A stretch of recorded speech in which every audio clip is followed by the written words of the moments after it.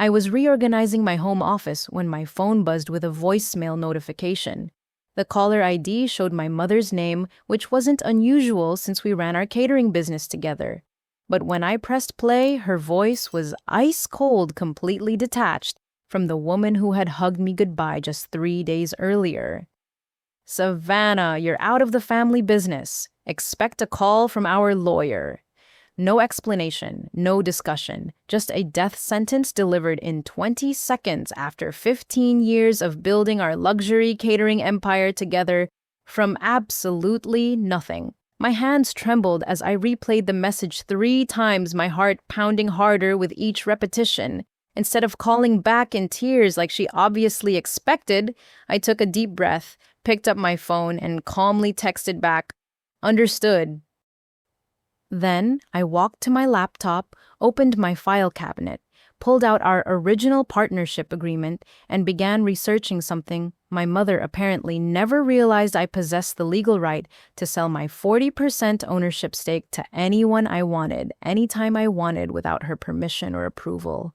Sitting in my kitchen with legal documents spread across the granite countertop, I couldn't help but remember how sterling events had started 15 years ago in my mother Patricia's garage. I was 25 then, fresh out of culinary school with big dreams and zero capital. Mom had just gone through her divorce and needed something to focus her energy on besides Dad's betrayal. We spent countless nights perfecting recipes, testing flavor combinations, and dreaming about building something extraordinary together. Those early days were magical in their simplicity. We started with small birthday parties and graduation celebrations, cooking everything in her residential kitchen and delivering meals in my beat-up Honda Civic. I handled all the creative aspects while Mom managed the business side, and somehow our partnership just worked. My signature herb-crusted salmon became legendary among our early clients, and my innovative fusion of Southern comfort food with international flavors caught the attention of Atlanta's growing corporate scene. The breakthrough came during our 3rd year when I convinced Mom to invest in a commercial kitchen space in Buckhead. It was terrifying signing a 5-year lease when we barely had enough revenue to cover the deposit. But I knew we needed professional facilities to compete for larger contracts. That gamble paid off spectacularly when I landed our first major corporate client, a tech startup that needed catering for their weekly board meetings. From there, Sterling Events grew beyond our wildest expectations. I developed relationships with premium vendors across the Southeast, negotiating exclusive deals for organic produce, artisanal cheeses, and specialty wines. My network became our competitive advantage. When corporate executives wanted exceptional catering, they asked specifically for my menu planning and event coordination. I personally managed every detail from initial consultation to final cleanup. 5 years ago, when we incorporated as a legal business entity, we formalized our partnership agreement. Mom owned 60% as the original investor and business founder, while I held 40% in recognition of my creative contributions and operational management. The lawyers made everything official with proper documentation, shareholder agreements, and legal protections for both parties. But somewhere along the way, our dynamic shifted. Mom started making unilateral decisions without consulting me, treating me more like a talented employee than an equal partner. She would commit to events without checking my schedule, agree to menu modifications that compromise my recipes, and negotiate contracts that undercut our premium pricing strategy.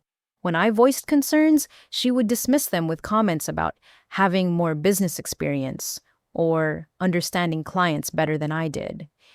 The situation escalated over the past year as our revenue climbed toward $3 million annually. Mom became increasingly controlling, questioning every vendor relationship I had built and second-guessing operational decisions that had proven successful for years. She started excluding me from client meetings, claiming I was too perfectionist and that my attention to detail slowed down the sales process.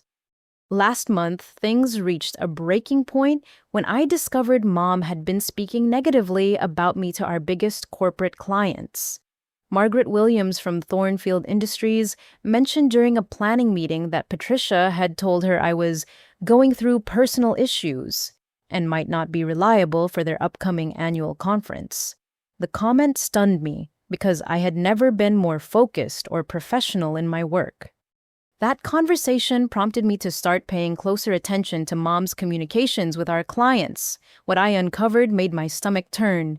She had been systematically undermining my credibility, positioning herself as the stable, experienced partner while portraying me as young and unreliable. Several clients had specifically requested working directly with Patricia for upcoming events, which explained why my calendar had been unusually light despite our strong booking numbers. The final red flag came 2 weeks ago when I tried to access our primary business bank account for routine vendor payments and discovered the password had been changed. When I asked Mom about it, she claimed it was a security update and that she would handle all financial transactions going forward. She refused to provide the new login credentials, saying I didn't need access since she was managing the business finances. That night, I went through every document I could access as a 40% owner. What I found kept me awake until dawn. Mom had been gradually transferring company assets into accounts bearing only her name. The commercial kitchen lease, which had originally been signed by both of us as co-owners, had been quietly transferred to her personal name during our last renewal. Equipment purchases that should have been company assets were being registered under her individual ownership. Most shocking was a series of email exchanges I found on our shared business server. For the past 6 months, Mom had been in secret negotiations with Pinnacle Hospitality Group, a national catering chain, looking to expand into the Southeast. The email threads revealed her plan to sell Sterling Events for $12 million while claiming I was just an employee with no ownership stake. She had already provided them with financial records, client lists, and operational details positioning the sale as a done deal. The betrayal cut deeper than any business dispute. This was my life's work, my creative vision, and my professional reputation being sold out from under me by the person I trusted most. Patricia wasn't just pushing me out of the business, she was trying to erase my contributions entirely, rewriting our history to maximize her profit while leaving me with nothing. But as I sat there reading her emails, a cold anger replaced my initial shock. Mom had made a critical miscalculation. She was so focused on her secret negotiations that she had forgotten one crucial detail: I still held 40% ownership with full legal rights, and our partnership agreement contained provisions she obviously hadn't bothered to review carefully. The next morning brought a clarity I hadn't felt in months. Instead of confronting Mom directly about the financial irregularities and secret sale negotiations, I decided to gather every piece of evidence I could access as a legal partner. If she wanted to play corporate games, I would approach this like the business professional I had become over 15 years of building our company. I started with our vendor relationships, which were almost entirely managed through my personal contacts. Over the years, I had developed exclusive partnerships with organic farms in North Georgia, specialty food importers in Savannah, and artisanal bakeries throughout the Southeast. These weren't just business arrangements, but genuine friendships built through years of collaboration and mutual respect. Carlos Mendoza from Heritage Farms had been supplying our organic vegetables for 8 years, ever since I drove 3 hours to his property to taste his heirloom tomatoes. Maria Santos at Coastal Seafood Company trusted me with first access to her premium catches because I understood the difference between dayboat scallops and farm-raised alternatives. These relationships represented hundreds of thousands of dollars in annual purchasing power and were completely dependent on personal trust and professional reputation. My recipe portfolio told an even more compelling story. Every signature dish that made Sterling Events famous had originated from my culinary creativity. The bourbon-glazed pork tenderloin that corporate clients requested for every major presentation. The lavender honey cheesecake that had been featured in Atlanta magazine. the seasonal menu rotations that kept our offerings fresh and innovative. I had documented everything meticulously, including development notes, ingredient sourcing, and preparation techniques. Our client database revealed the true scope of my contributions.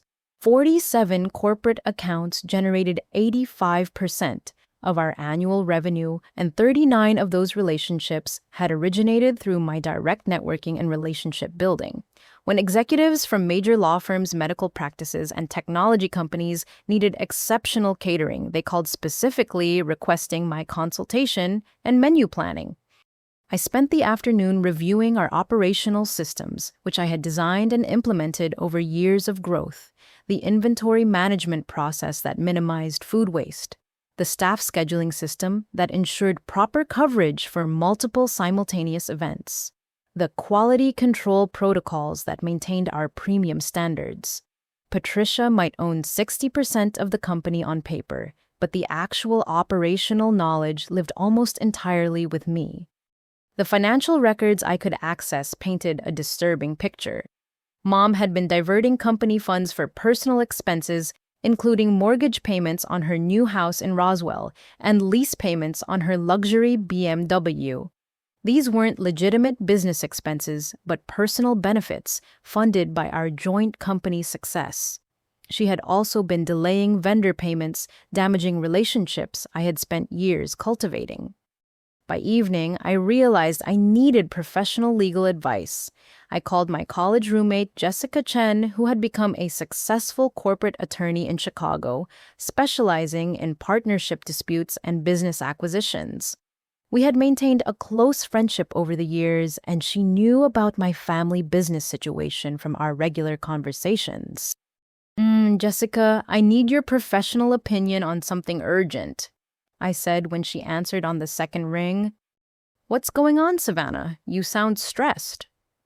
I explained the entire situation, reading portions of the partnership agreement and describing Mom's secret negotiations with Pinnacle Hospitality Group. Jessica listened without interruption, occasionally asking for clarification about specific contract language or timeline details. "This is actually more straightforward than you might think," she said finally. "Your partnership agreement is ironclad regarding ownership rights. Patricia cannot sell the company without your consent, and she definitely cannot misrepresent your ownership stake to potential buyers. What she's doing could constitute fraud." The relief in hearing those words was overwhelming. For weeks, I had felt gaslit and powerless, wondering if I was overreacting to normal business tensions. Having a legal expert confirm that my concerns were legitimate gave me the confidence to consider my options seriously. "Whoa, but here's the interesting part," Jessica continued. "You have the same rights she's trying to exercise. As a 40% owner, you can sell your stake to anyone you choose without Patricia's permission. And given what you've told me about your operational role and client relationships, your 40% might actually be worth more to certain buyers than her 60%. "What do you mean?" "No, think about it strategically. You control the vendor relationships, the recipes, the client accounts, and the operational knowledge. If you sold your stake to a competitor, they would essentially be buying the functional heart of Sterling Events. Patricia would be left with majority ownership of a company that couldn't actually operate without your contributions." The idea had never occurred to me, but as Jessica explained the legal mechanisms, a plan began forming in my mind. Instead of fighting Patricia for control of Sterling Events, I could simply sell my ownership to someone who would value my contributions appropriately. The new partner would have legal rights to company information and assets, while Patricia would be forced into a business relationship she never saw coming. "There's actually a company that's been trying to break into the Atlanta market for years," Jessica mentioned casually. "Prestige Catering Solutions, based in Nashville. They've been looking for an acquisition or partnership opportunity in Georgia, and they have deep pockets. Want me to make an introduction?" "Are you serious?" "Dead serious. Their CEO, Marcus Thompson, is a client of mine.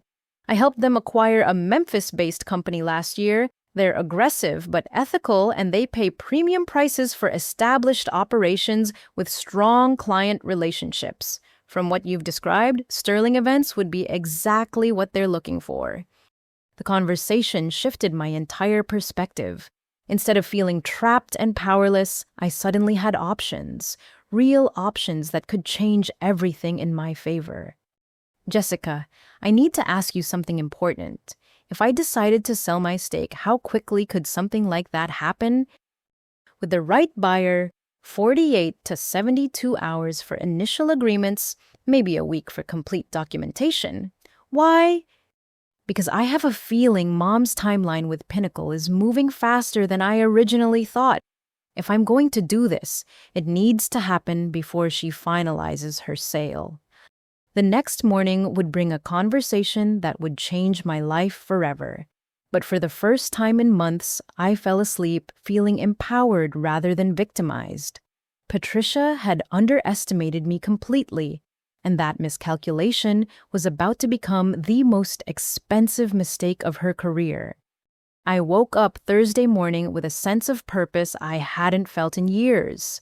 Jessica had texted me overnight with Marcus Thompson's direct contact information and a brief introduction explaining my situation.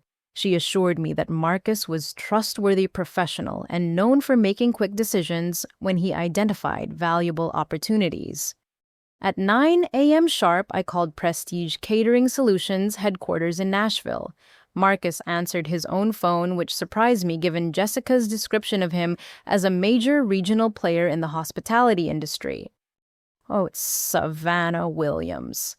I've been hoping to hear from you," he said warmly. "Jessica gave me a brief overview of your situation, and I'm very interested in learning more about Sterling Events."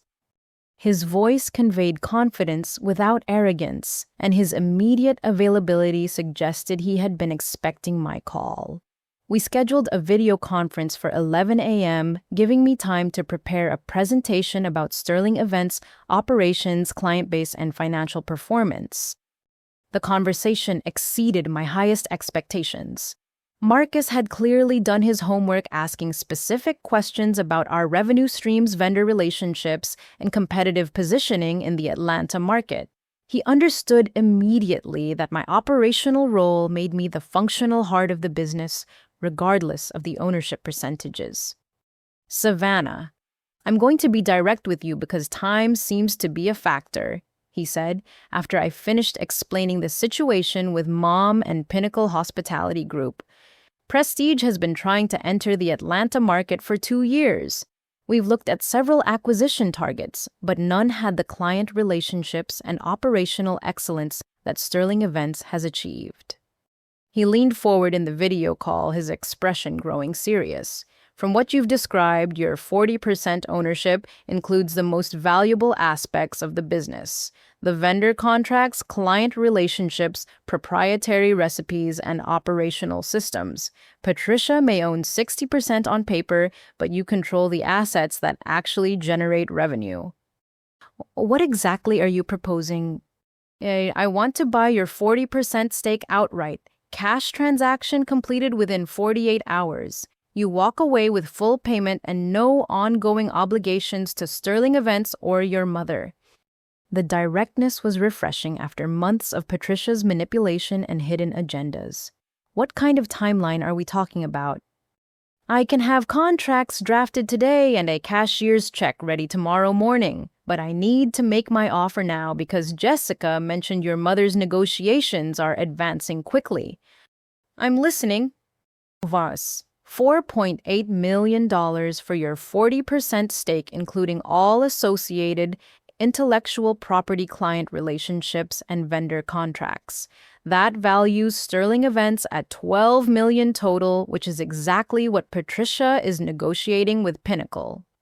The number took my breath away. Even after taxes, I would have more money than I had ever imagined possessing. Enough to start my own company, invest in real estate, or simply take time to decide what I wanted to do with the rest of my life.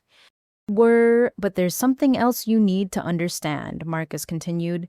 This isn't just about acquiring your ownership stake. When I buy those shares, I become Patricia's business partner with full access to company information and decision-making authority. She'll go from being the sole owner planning a profitable exit to being stuck in a partnership with a competitor who knows exactly how much Sterling Events is really worth. The implications were staggering. Patricia's secret sale to Pinnacle would be impossible with Marcus as a partner, since he would never agree to sell at a discount to a national chain he was competing against. Her plan to cut me out and claim sole ownership would backfire spectacularly. Marcus, I need to ask about your intentions for Sterling Events after the purchase. Honestly, I expect Patricia will want to sell her 60% stake to me within 6 months.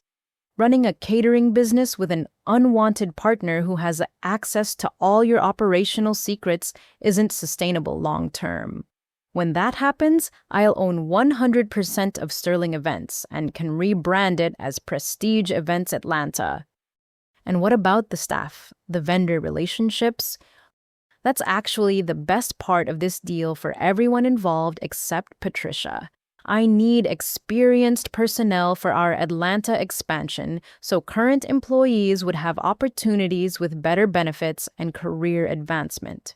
Your vendor relationships become prestige partnerships, which means more business volume and growth potential for them.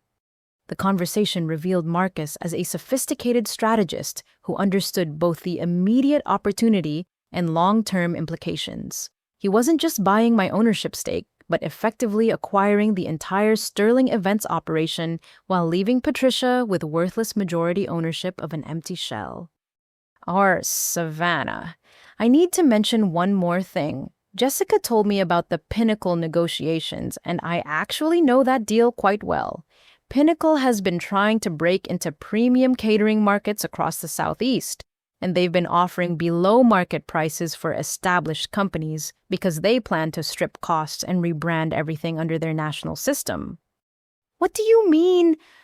They would fire most of Sterling Events' staff, replace your signature recipes with their standardized menu options, and convert your premium client relationships into volume-based accounts. Everything you and Patricia built would disappear within 6 months of the acquisition. This revelation changed everything. Patricia wasn't just betraying me personally, but destroying 15 years of shared work for a quick profit that would eliminate our entire legacy. The employees who had grown with our company, the vendors who depended on our partnership, the clients who trusted our quality, all would be discarded for corporate efficiency. Or Marcus, if I agree to sell my stake to you, what happens to Patricia's deal with Pinnacle? But it dies immediately. Pinnacle wants to acquire a complete functioning business. They have no interest in buying 60% of a company where they don't control operations, recipes, vendor relationships, or client accounts. Patricia would be left with majority ownership of a business that can't function without the assets you're selling to me. The justice of that outcome was deeply satisfying. Patricia had tried to manipulate the situation to maximize her profit while minimizing my contributions. Instead, her greed and deception would leave her trapped in the worst possible scenario, stuck with a useless majority stake in a business she couldn't operate.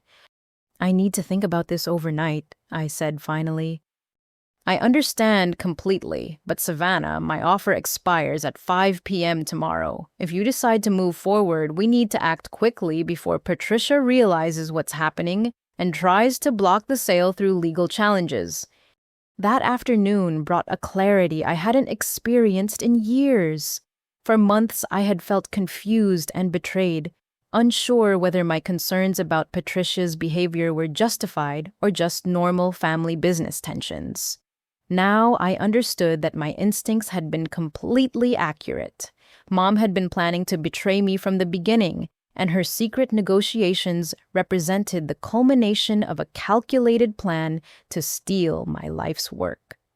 But her scheme had a fatal flaw. She had assumed I would react emotionally, fighting her for control or begging for inclusion in her plans.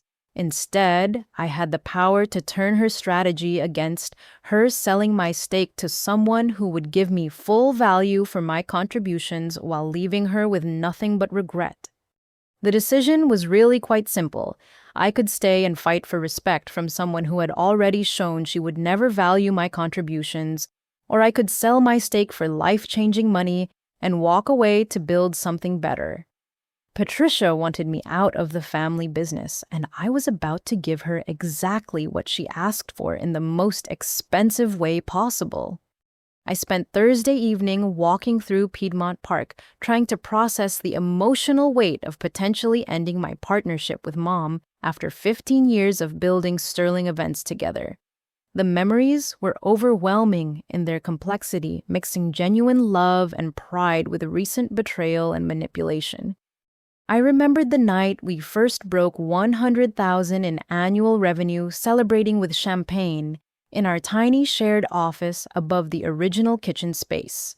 Mom had been so proud, calling everyone she knew to share the news about our success. Back then, we felt like an unstoppable team, each contributing our unique strengths toward a shared vision of excellence. But I also remembered more recent moments that now carried different meanings. The client meeting where Mom had subtly undermined my menu recommendations, suggesting they were a bit too adventurous for corporate tastes. The vendor negotiation where she had apologized for my perfectionist tendencies while I was standing right beside her.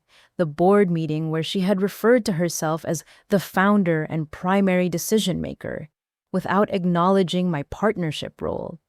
Those incidents hadn't been isolated misunderstandings, but deliberate steps in a campaign to marginalize my contributions while positioning herself as the sole architect of our success. Every dismissive comment, every excluded conversation, every financial decision made without consultation had been building toward this moment when she felt confident enough to push me out entirely. Sitting on a park bench as the sun set over the Atlanta skyline, I realized something profound about my relationship with Patricia. I had been trying to earn respect from someone who had never actually seen me as an equal partner. To her, I would always be the 25-year-old daughter who needed guidance and supervision, regardless of my professional accomplishments or business contributions.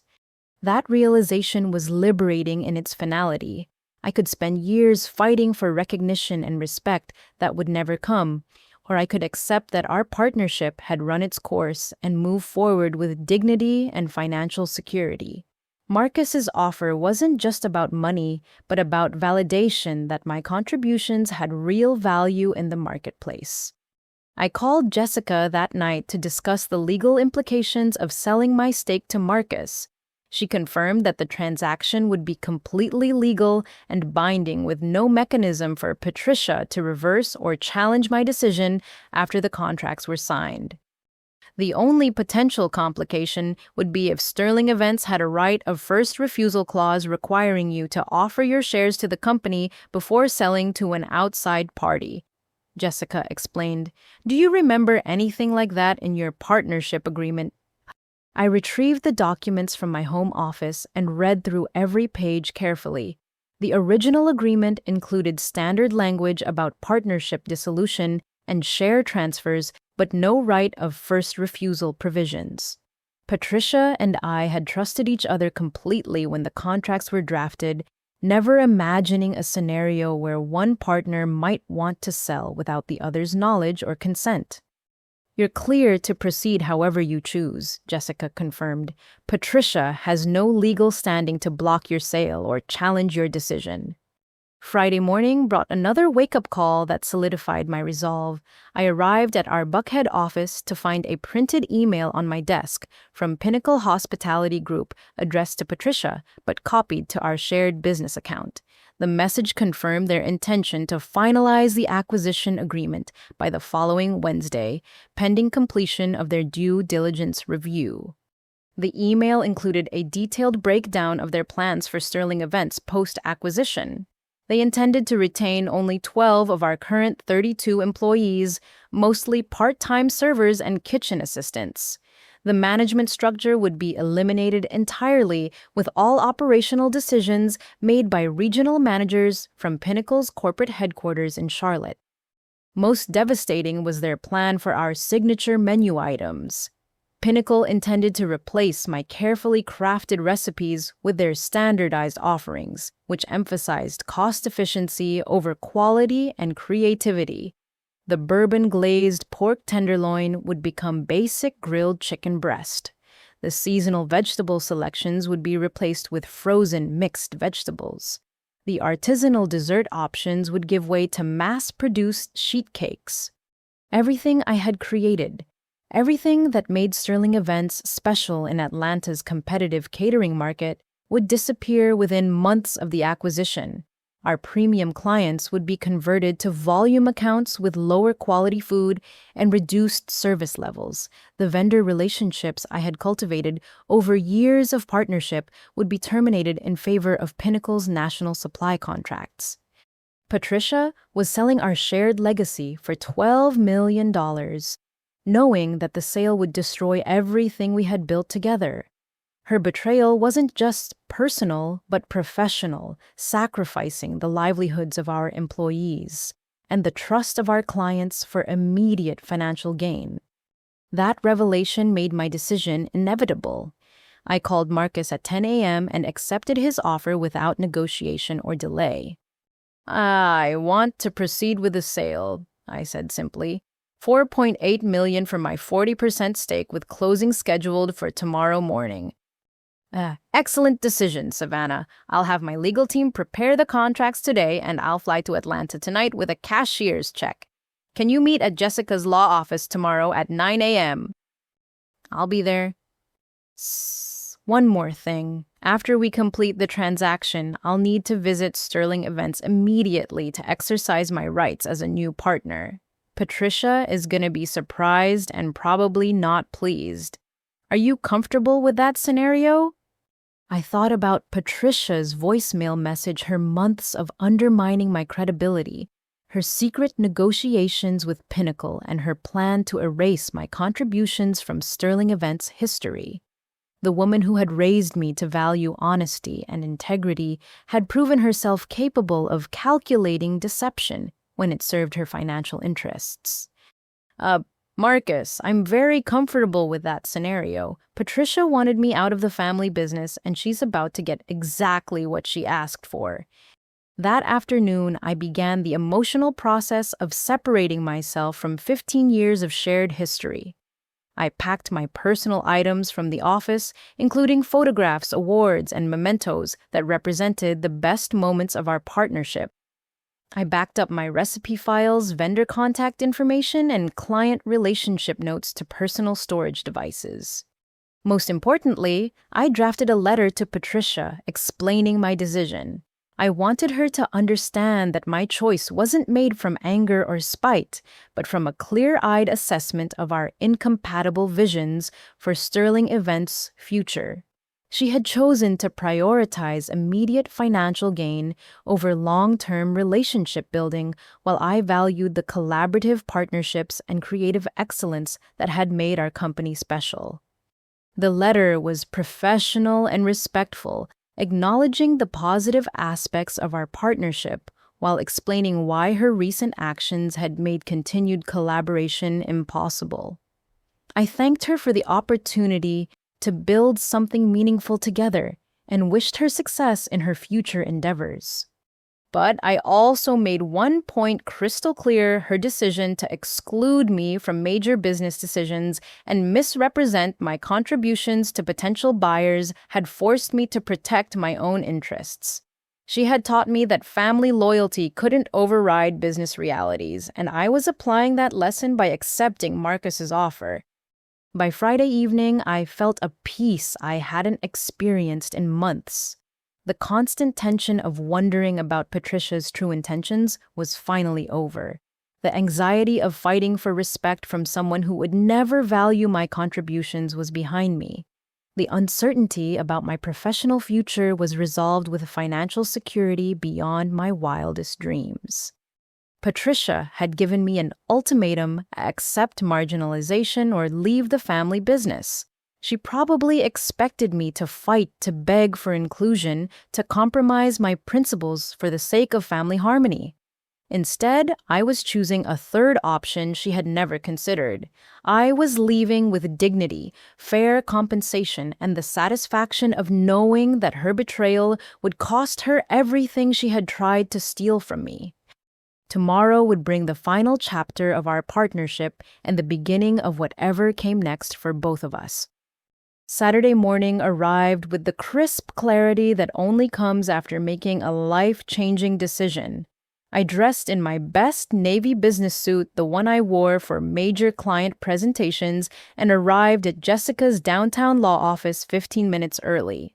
The building was mostly empty on the weekend, but Jessica had arranged for us to use the conference room for privacy and proper documentation.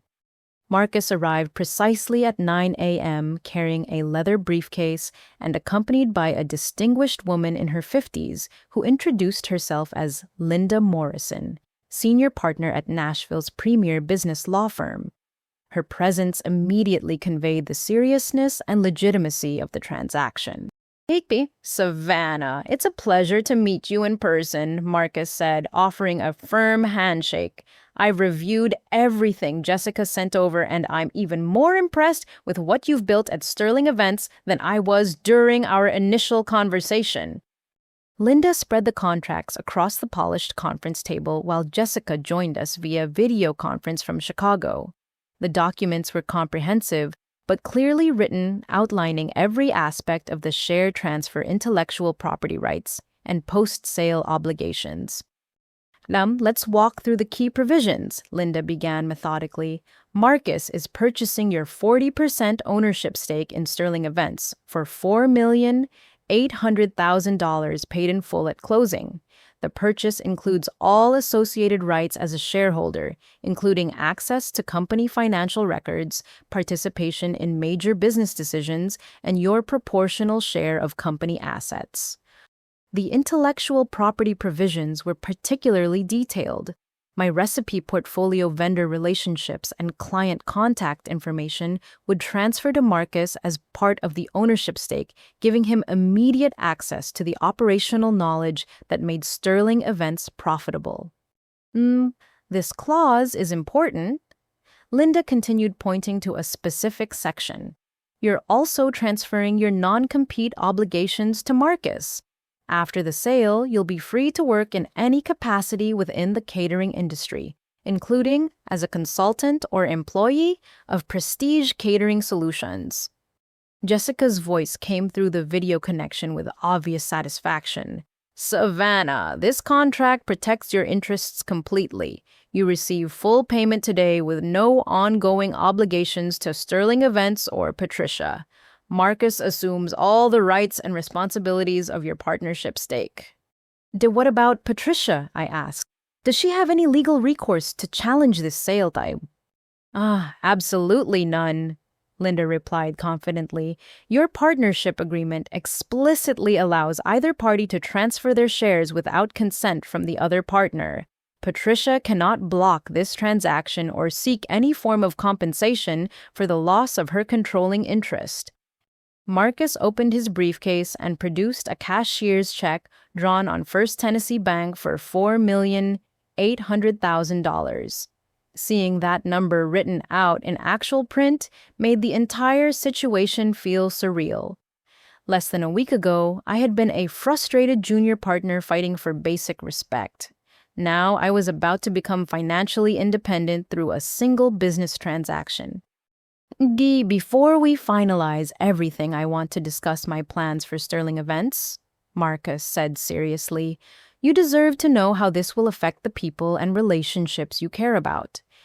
He explained that Prestige Catering Solutions intended to maintain Sterling Events as a separate brand while integrating it into their regional operations. Current employees would be offered positions with Prestige at increased salaries with the opportunities for advancement within the larger organization. Vendor relationships would continue unchanged, potentially with increased order volumes as Prestige expanded their Atlanta operations. My goal is to preserve what makes Sterling Events special while giving it resources for growth that Patricia never could have provided. Marcus continued, your recipes, your quality standards, your client relationships, all of that represents the real value of this acquisition. The client transition plan was particularly thoughtful. Marcus intended to personally meet with each major account to ensure continuity of service and explain how the ownership change would benefit their catering experience. Rather than disrupting established relationships, the acquisition would enhance Sterling Events' capabilities through prestigious resources and expertise. What about Patricia's reaction? I asked. She's going to be shocked when she discovers what happened. That's actually my next stop after we finish here, Marcus replied with a slight smile. As a 40% owner of Sterling Events, I have the legal right to inspect company records and participate in business decisions immediately. Patricia will need to provide me with access to financial statements, vendor contracts, and client information today. The justice of that scenario was deeply satisfying. Patricia had spent months excluding me from important decisions and hiding critical business information. Now, she would be forced to share everything with a competitor who understood exactly what her secrecy had been protecting. Linda guided us through the final contract provisions, ensuring that every detail was properly documented. The sale included my share of company equipment inventory and cash reserves calculated based on Sterling Events' most recent financial statements. After adjustments for outstanding obligations and working capital requirements, the net value of my 40% stake came to exactly $4.8 million. Oh, one last formality, Jessica said through the video connection. Savannah, please confirm verbally that you're entering this agreement voluntarily with full understanding of its implications and without any coercion or undue influence. Yeah, I confirm that I'm selling my ownership stake voluntarily with complete understanding of the transaction terms and implications. With that declaration, Linda and Jessica witnessed my signature on the share transfer documents, while Marcus signed the purchase agreement. The entire process took less than 30 minutes, but it represented the end of 15 years of partnership with Patricia and the beginning of whatever came next in my life. Marcus handed me the cashier's check, and I felt a complex mixture of relief, sadness, and anticipation. The weight of carrying that much money was surprisingly light, but the emotional significance was enormous. I had just sold my life's work for enough money to secure my future completely. Savannah, before I head to Sterling Events, I want to make you an offer, Marcus said as we prepared to leave Jessica's office. Prestige is expanding rapidly across the Southeast, and we need someone with your expertise to oversee operations for our premium client division. The position would be based in Nashville with travel throughout our regional markets, and the compensation package would be significantly higher than anything you earned as a Sterling Events partner. The offer was unexpected but intriguing. After 15 years of fighting for recognition and respect, the prospect of joining an organization that valued my contributions from day one was appealing. What kind of timeline are you thinking? Take a month to decompress from today's events, then come visit our Nashville headquarters to see our operation. If the opportunity interests you, we can discuss specifics. If not, no pressure whatsoever. You've already helped me acquire the Atlanta market presence Prestige has been seeking for years. Marcus collected his copies of the signed contracts, while Linda prepared the formal documentation for filing with the Georgia Secretary of State. By Monday morning, the ownership transfer would be public record, officially making Marcus Thompson a 40% partner in Sterling Events. Savannah, it's been a pleasure working with you, Linda said warmly. Marcus is fortunate to have your expertise available, and I suspect this partnership will be profitable for everyone involved except Patricia. As we left Jessica's office, Marcus headed toward Buckhead, while I drove home to process what had just happened. In less than 4 hours, I had gone from being a frustrated junior partner to being financially independent with job opportunities I never could have imagined. But the most satisfying aspect wasn't the money or the new possibilities. It was knowing that Patricia's plan to push me out while claiming credit for our shared success had backfired spectacularly. She wanted me out of the family business, and I had given her exactly what she requested while ensuring she would never profit from her betrayal. My phone remained silent as I drove home, which meant Marcus hadn't reached Sterling Events yet. But within the hour, Patricia would discover that her secret plans had been completely upended by someone she had underestimated entirely. The daughter she had tried to marginalize had just sold her birthright to a competitor, and there was absolutely nothing she could do to reverse the transaction. I spent Saturday afternoon organizing my home office and reviewing the financial documents from the morning's transaction. The cashier's check sat on my desk like evidence of a dream that had somehow become reality. $4,800,000 represented more money than I had ever imagined possessing enough to completely transform my life, regardless of what happened next. Around 2 p.m., my phone started buzzing with notifications, but I had turned off the ringer and was letting everything go to voicemail. Whatever chaos Marcus's arrival at Sterling Events had created, I wanted to maintain some distance while the immediate shock played out. The first indication of Patricia's reaction came through a text message from my brother David at 2:30 p.m. "What the hell did you do? Mom is losing her mind at the office." David managed marketing and social media for Sterling Events, though his involvement was part-time since he maintained his primary job as a graphic designer for a local advertising agency. His wife Sarah was expecting their second child in 3 months, and they depended on his Sterling Events income to supplement their household budget. I didn't respond to his text immediately, wanting to see how the situation developed before engaging with family drama. Marcus had warned me that Patricia's reaction would likely be intense, and I preferred to let the initial explosion run its course rather than becoming a target for her anger.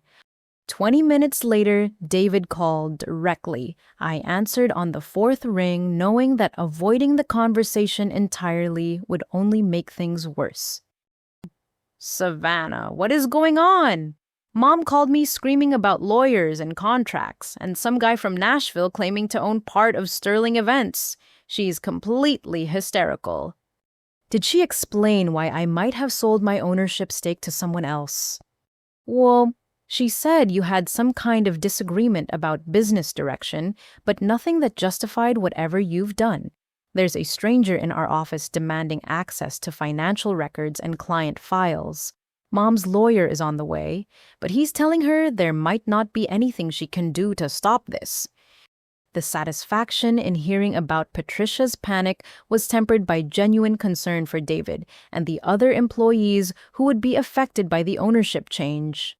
They had been caught completely off guard by developments that Patricia's secrecy had made inevitable. David, I need you to understand something important. Mom has been planning to sell Sterling Events to a national chain for months without telling me or anyone else. She was going to fire most of our staff and eliminate everything that makes our company special, all while claiming I was just an employee with no ownership rights. That can't be true.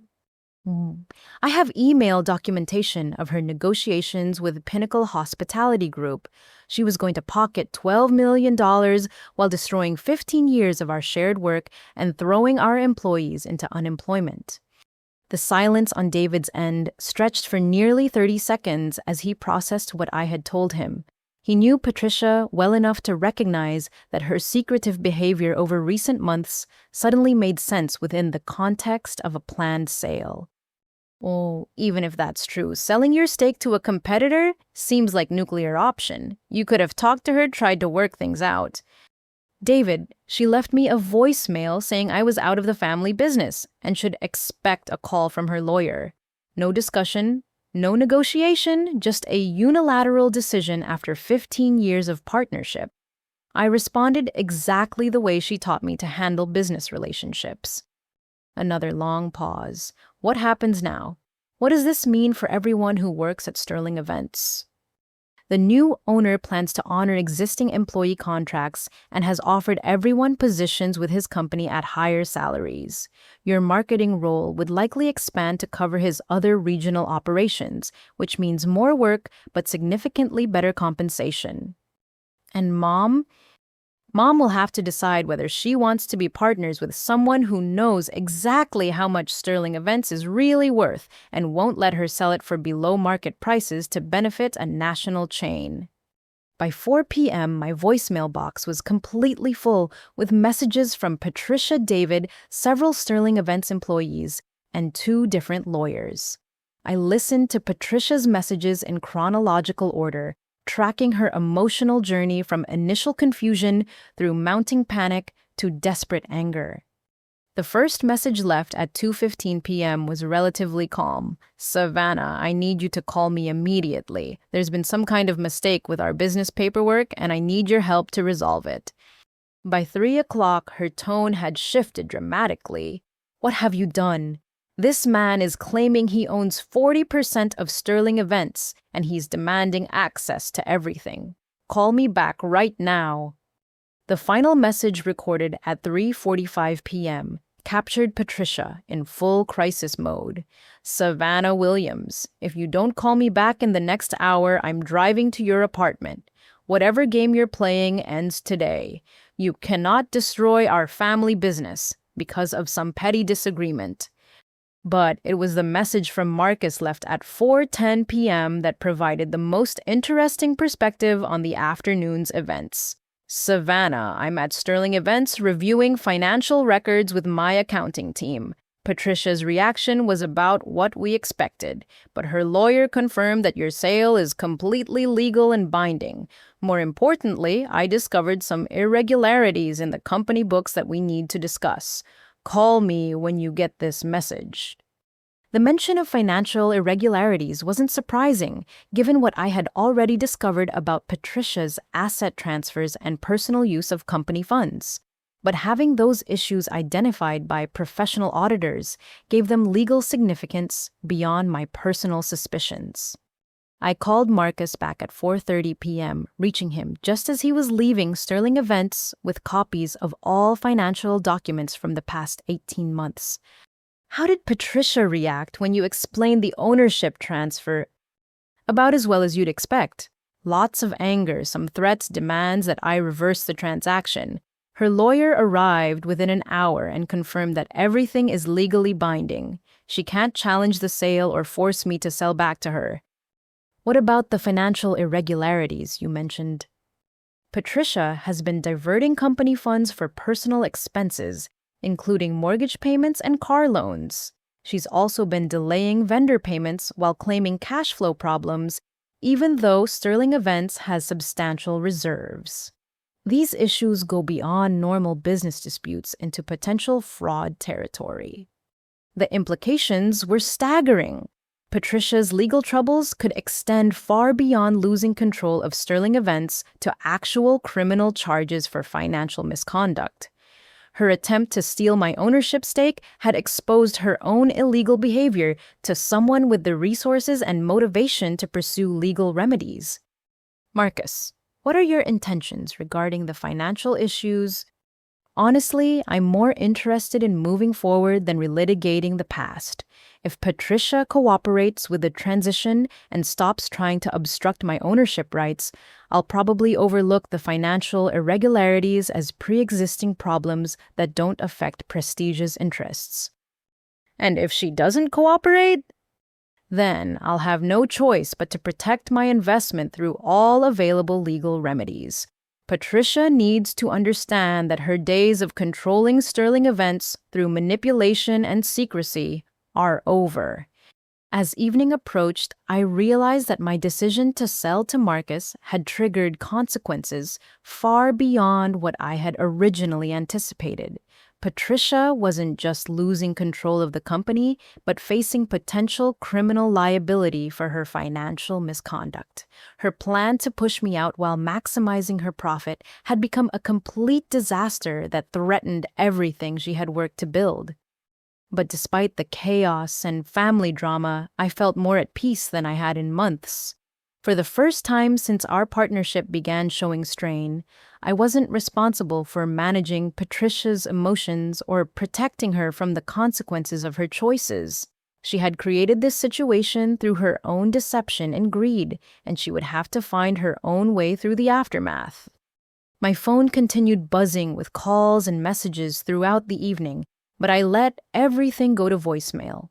Monday morning would bring whatever conversations needed to happen, but tonight belonged to me and the quiet satisfaction of knowing that justice had been served through completely legal and ethical means. Patricia had wanted me out of the family business, and her wish had been granted in the most expensive way possible. Sunday morning brought a temporary quiet that felt like the calm before a hurricane. I had slept better than I had in months, finally free from the constant anxiety of wondering about Patricia's true intentions. The uncertainty was over, replaced by the clear reality that our partnership had ended, and both of us would need to build new futures from the consequences of her choices. I spent the morning researching investment strategies for my windfall, connecting with financial advisors in Atlanta who specialized in sudden wealth management. The complexity of handling nearly $5 million responsibly was overwhelming, but it was a problem I felt grateful to have. Around noon, David called again with an update from Patricia's perspective. His tone was more measured than the previous day, suggesting he had spent time processing everything I had told him about Mom's secret negotiations with Pinnacle Hospitality Group. Savannah, I talked to Mom for 3 hours last night. She finally admitted that she's been in discussions with Pinnacle, but she claims it was just exploratory, not a committed sale. Well, David, I have emails where she provided them with confidential financial information and client lists. That goes way beyond exploratory discussions. I know. She also admitted that she might have made some mistakes in how she handled the partnership lately, but she never intended to cut you out completely. The revisionist history was predictable but infuriating. Patricia was trying to minimize her actions now that they had backfired spectacularly, hoping to generate sympathy and support for reversing a situation she had created entirely through her own choices. What's her current plan? She's meeting with 3 different lawyers tomorrow to explore options for challenging the sale or forcing this Marcus guy to sell back to her. She's also trying to contact your buyer directly to negotiate some kind of buyback arrangement. David, the sale is final. I'm not changing my mind, and Marcus has no incentive to reverse a transaction that gives him exactly what he wanted for his Atlanta expansion. Yes, but what about the family? What about 15 years of building something together? Doesn't that count for anything? The question stung because it highlighted the genuine loss embedded in Patricia's betrayal. Sterling Events had been more than a business for both of us. It represented shared dreams, collaborative creativity, and family legacy built through years of hard work and mutual sacrifice. It counted for everything to me, David. That's why Mom's decision to secretly sell the company while lying about my ownership stake is so devastating. She destroyed 15 years of partnership for a payday she could have achieved honestly through collaboration. Which she's scared Savannah. Yesterday she was planning retirement with financial security, and today she's stuck in partnership with a stranger who knows more about Sterling Events than she does. Then she should have thought about that before leaving me a voicemail that I was out of the family business and should expect a call from her lawyer. Monday morning brought the full scope of Patricia's crisis into sharp focus. Jessica called at 8 a.m. with an update from Marcus's legal team about Patricia's desperate attempts to reverse or challenge the ownership transfer.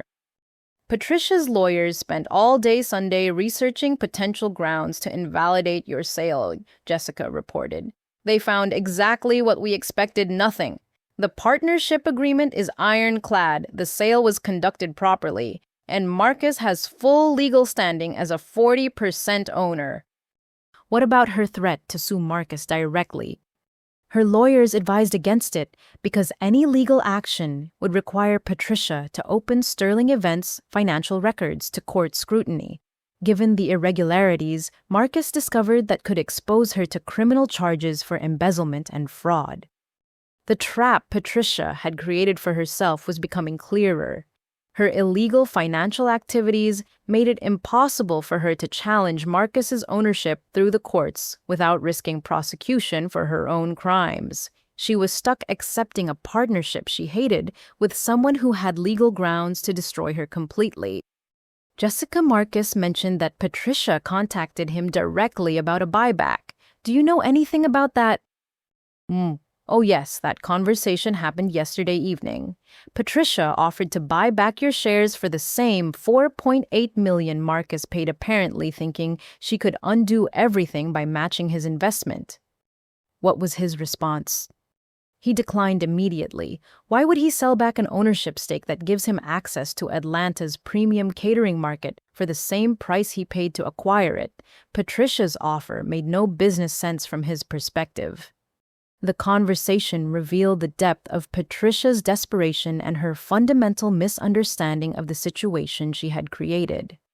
Marcus hadn't bought my ownership stake as a financial investment, but as a strategic acquisition that advanced Prestige Catering's expansion plans.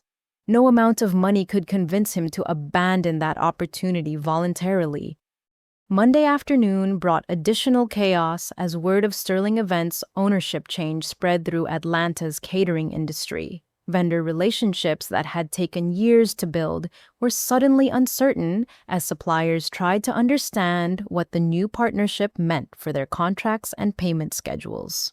Carlos Mendoza from Heritage Farms called me directly confused about receiving communication from both Patricia and Marcus regarding upcoming orders. Savannah, I've been working with Sterling Events for 8 years, and I've never seen anything like this. Who am I supposed to deal with for our October harvest commitments? Carlos Marcos Thompson is now a legal partner in Sterling Events with full authority to make vendor decisions. I recommend working with him directly since he understands the value of our exclusive relationships and wants to maintain them. Similar conversations happened throughout the day with other vendors who had grown accustomed to dealing with me personally for order planning and payment coordination. The transition was confusing for everyone, but most suppliers expressed relief that someone with actual business experience would be involved in Sterling Events' management. The client impact became apparent when Margaret Williams from Thornfield Industries called to confirm details for their annual conference in November. Savannah, we received a very strange email from Patricia about changes in Sterling Events' management structure. Is everything all right with your company? Everything is fine, Margaret. There's been a change in ownership that will actually improve our service capabilities. Marcus Thompson, who now owns 40% of Sterling Events, runs a successful catering operation across the Southeast and brings additional resources to support our Atlanta clients. Will you still be managing our account personally? The question highlighted the personal relationships that had made Sterling Events successful and Patricia's fundamental misunderstanding of where our value actually originated. I'm transitioning to a consulting role with Marcus's company, so I'll continue to be involved in events that benefit from my specific expertise. Good. We've been very happy with your work over the years, and continuity is important for events this size. By Monday evening, the full implications of Patricia's crisis were becoming clear. Her secret sale to Pinnacle Hospitality Group was effectively dead because they had no interest in acquiring 60% of a company where they couldn't control operations, recipes, vendor relationships, or client accounts. Her attempt to marginalize me had backfired by giving a competitor access to everything that made Sterling Events profitable. Most critically, her illegal financial activities had been discovered by someone with both the resources and motivation to pursue legal remedies if she continued trying to obstruct the new partnership. Patricia was trapped in the worst possible scenario, stuck with majority ownership of a business she couldn't operate effectively while facing potential criminal charges for her financial misconduct. The justice of that outcome provided deep satisfaction after months of feeling manipulated and undervalued. Patricia had taught me that family relationships couldn't override business realities, and I had applied that lesson more effectively than she ever anticipated. Tuesday morning brought the full weight of Patricia's predicament crashing down as Marcus arrived at Sterling Events with a forensic accounting team from PricewaterhouseCoopers. As a 40% owner, he had legal authority to conduct a complete audit of company finances, and Patricia could not legally prevent the investigation. I received updates throughout the day from David, who was caught in the middle of the corporate warfare that had erupted between Patricia and Marcus. His voice carried genuine distress as he described the chaos unfolding at our family business. "Oh, Savannah, this is a nightmare. There are auditors going through every financial record from the past 2 years Marcus has taken over the main office, and Mom is basically barricaded in the conference room with her lawyer on speakerphone." "What are the auditors finding?" "I don't know the details, but it's not good. Marcus keeps making notes and shaking his head, and one of the accountants asked Mom some very pointed questions about mortgage payments and car loans that apparently came from company accounts." The financial irregularities I had suspected were clearly worse than I had originally thought. Patricia's diversion of company funds for personal expenses represented a pattern of misconduct that professional auditors would document thoroughly for potential legal proceedings. "David, you need to understand that this audit was inevitable once Marcus became a partner. Patricia's financial activities would have been discovered regardless of how the ownership transfer happened." "But why couldn't you work things out privately? Why did you have to bring in outsiders who don't care about our family?" "Because Patricia left me a voicemail saying I was out of the family business and should expect a call from her lawyer. She made the decision to treat this as a legal matter rather than a family discussion." The morning brought additional complications when 2 major clients called to cancel upcoming events after learning about Sterling Events ownership disputes. Corporate executives preferred stability and predictability in their vendor relationships, and the public drama surrounding our partnership change raised concerns about service reliability. Thornfield Industries moved their annual conference to a competitor after Margaret Williams decided the uncertainty wasn't worth the risk for such a high-profile event. Belmont Financial Services canceled their quarterly board meetings, citing concerns about vendor stability during management transitions. Each cancellation represented thousands of dollars in lost revenue and damaged Patricia's negotiating position with Marcus. Sterling Events was hemorrhaging clients precisely because her secretive behavior had created the perception of instability and poor management. Meanwhile, Marcus was systematically documenting every aspect of Sterling Events' operations, from vendor contracts to employee compensation structures. As a sophisticated business owner, he understood exactly what Patricia had been trying to hide and why her previous financial management had been so problematic.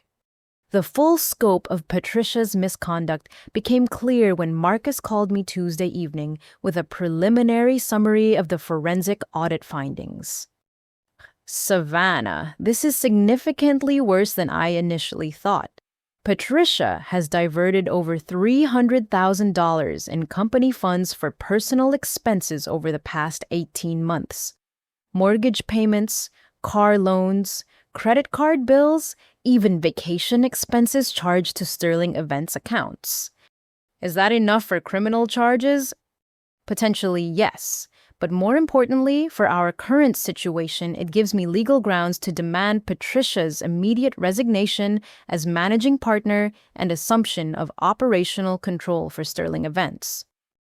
What would that mean practically?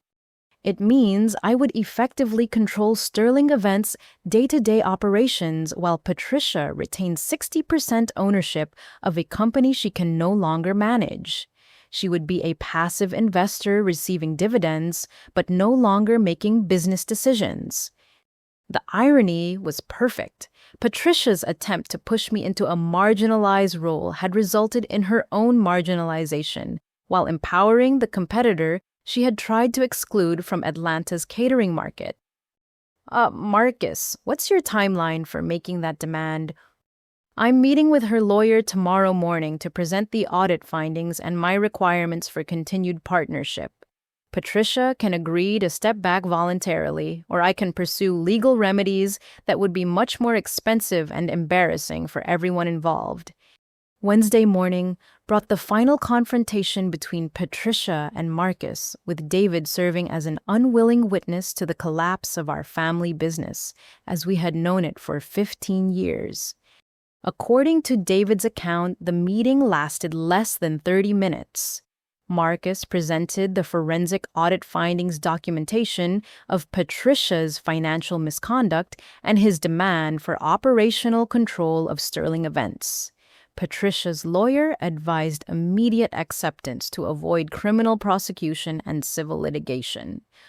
As she agreed to everything, David reported in a phone call that afternoon, Marcus is now the managing partner with authority over all business decisions. Mom keeps 60% ownership for dividend purposes, but she has no say in operations, vendor relationships, employee management, or client accounts.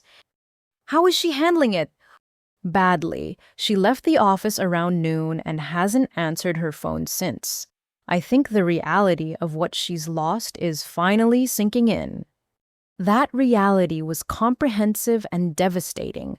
Patricia had sacrificed operational control of Sterling Events, her relationship with me, her reputation in Atlanta's business community, and her dream of a profitable exit through the Pinnacle acquisition.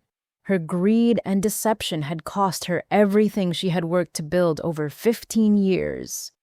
But the consequences extended beyond Patricia's personal losses.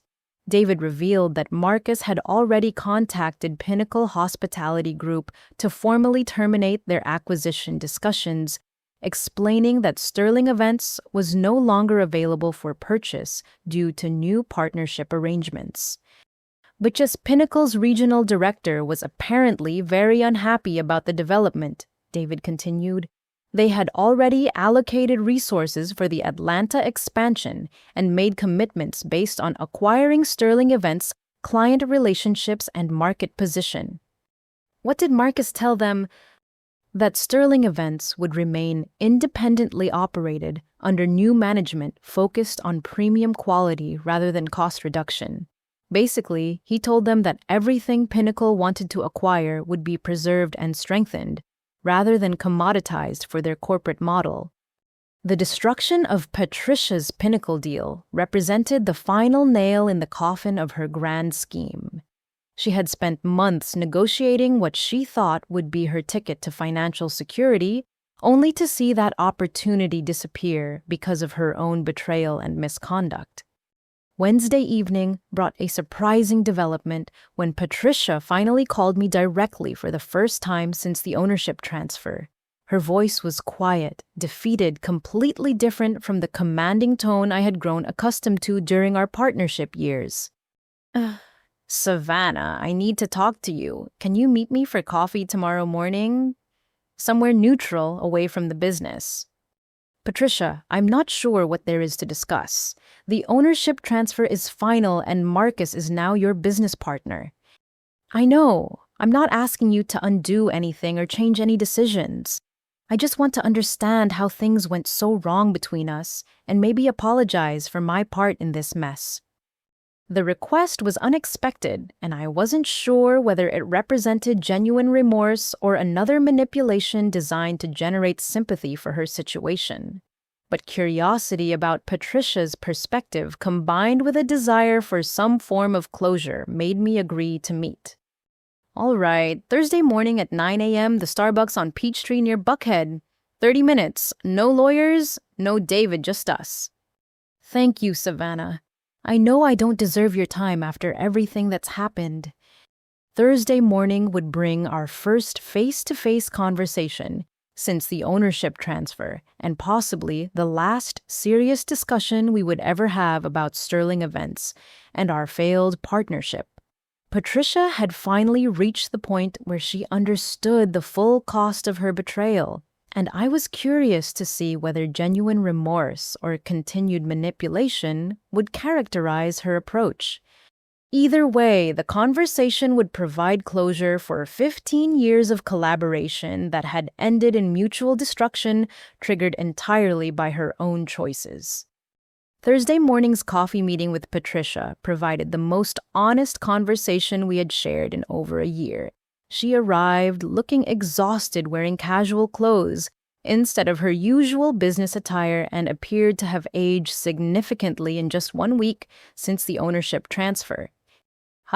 Savannah. I want to start by acknowledging that I handled everything terribly, she began without preamble. The voicemail, the secret negotiations with Pinnacle, the financial irregularities that Marcus discovered. I made decisions based on fear and pride instead of treating you like the equal partner you've always been.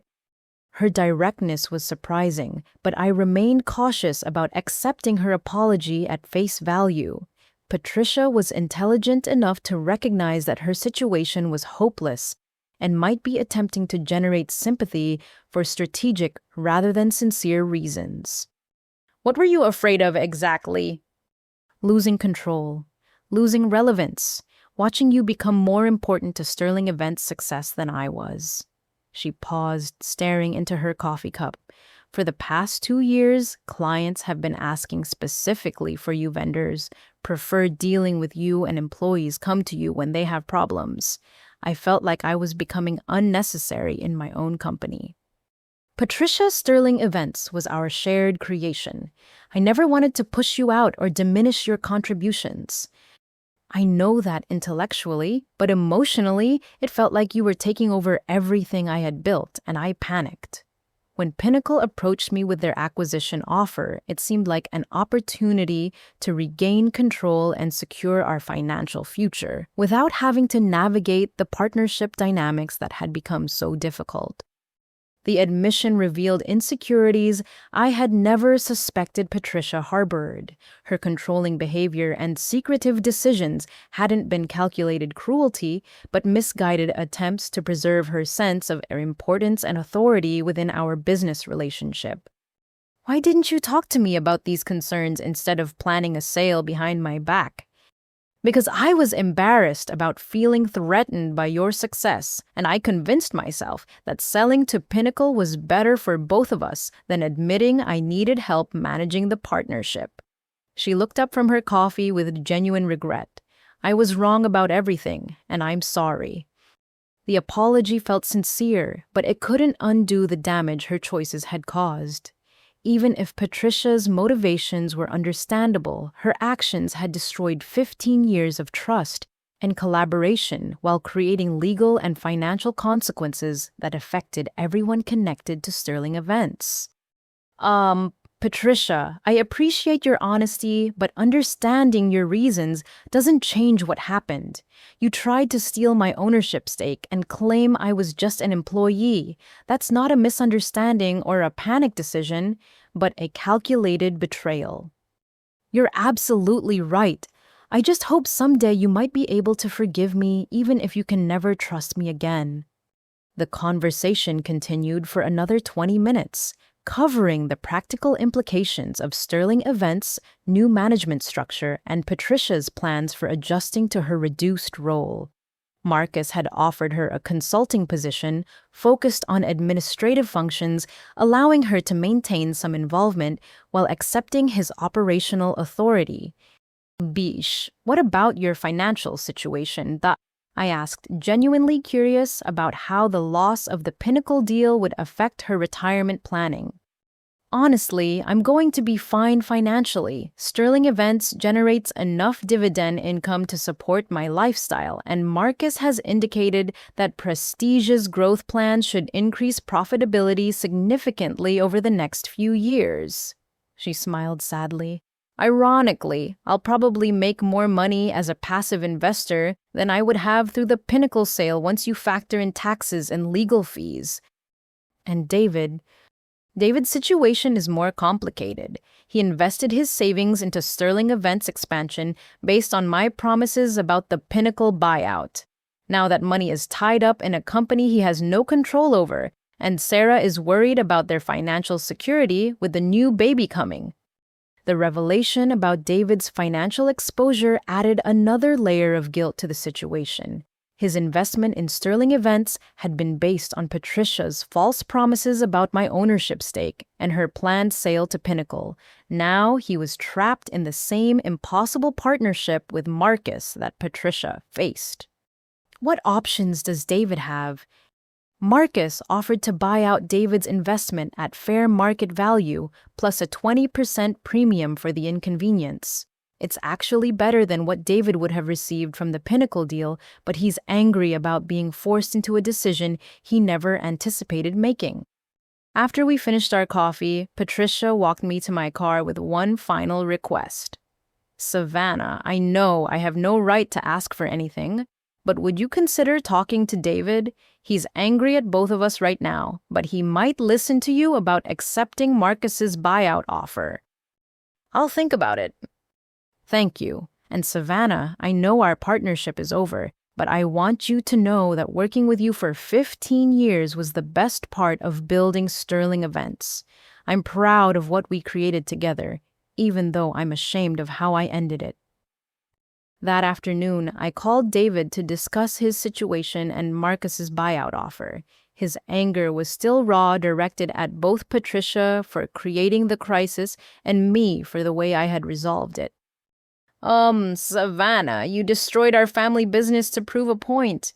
Was your pride worth more than 15 years of working together? Patricia destroyed our family business when she decided to secretly sell it while lying about my ownership rights. I just refused to be a victim of her betrayal. Shy, but you could have found another way to resolve things. You didn't have to bring in someone who's going to dismantle everything we built. Actually, Marcus plans to preserve and strengthen everything that made Sterling Events successful. He's offering better employment terms for current staff and growth opportunities that Patricia could never have provided.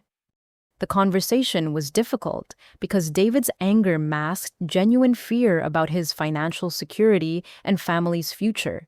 Sarah was 7 months pregnant. They had a mortgage and preschool expenses, and suddenly their supplemental income source had become completely unpredictable. What do you think about Marcus's buyout offer? Honestly, it's probably the best option available. You'll get fair value plus a premium, and you'll be free from partnership obligations with someone you didn't choose to work with. But it feels like giving up on everything Dad built. Well, Dad left 15 years ago. Everything Sterling Events became was built by Patricia and me, and she chose to destroy that partnership through her own actions. Marcus is offering you a clean exit with no ongoing obligations or risks. I need to talk to Sarah about it. Take your time, but don't let anger about the situation cloud your judgment about what's best for your family. Thursday evening brought a call from Marcus with updates on his first week as Sterling Events managing partner. His assessment was both encouraging and sobering regarding the company's immediate prospects. The operational systems you developed are excellent, and the vendor relationships are even stronger than I originally thought, he reported, but Patricia's financial management created some serious problems that will take months to fully resolve. What kind of problems?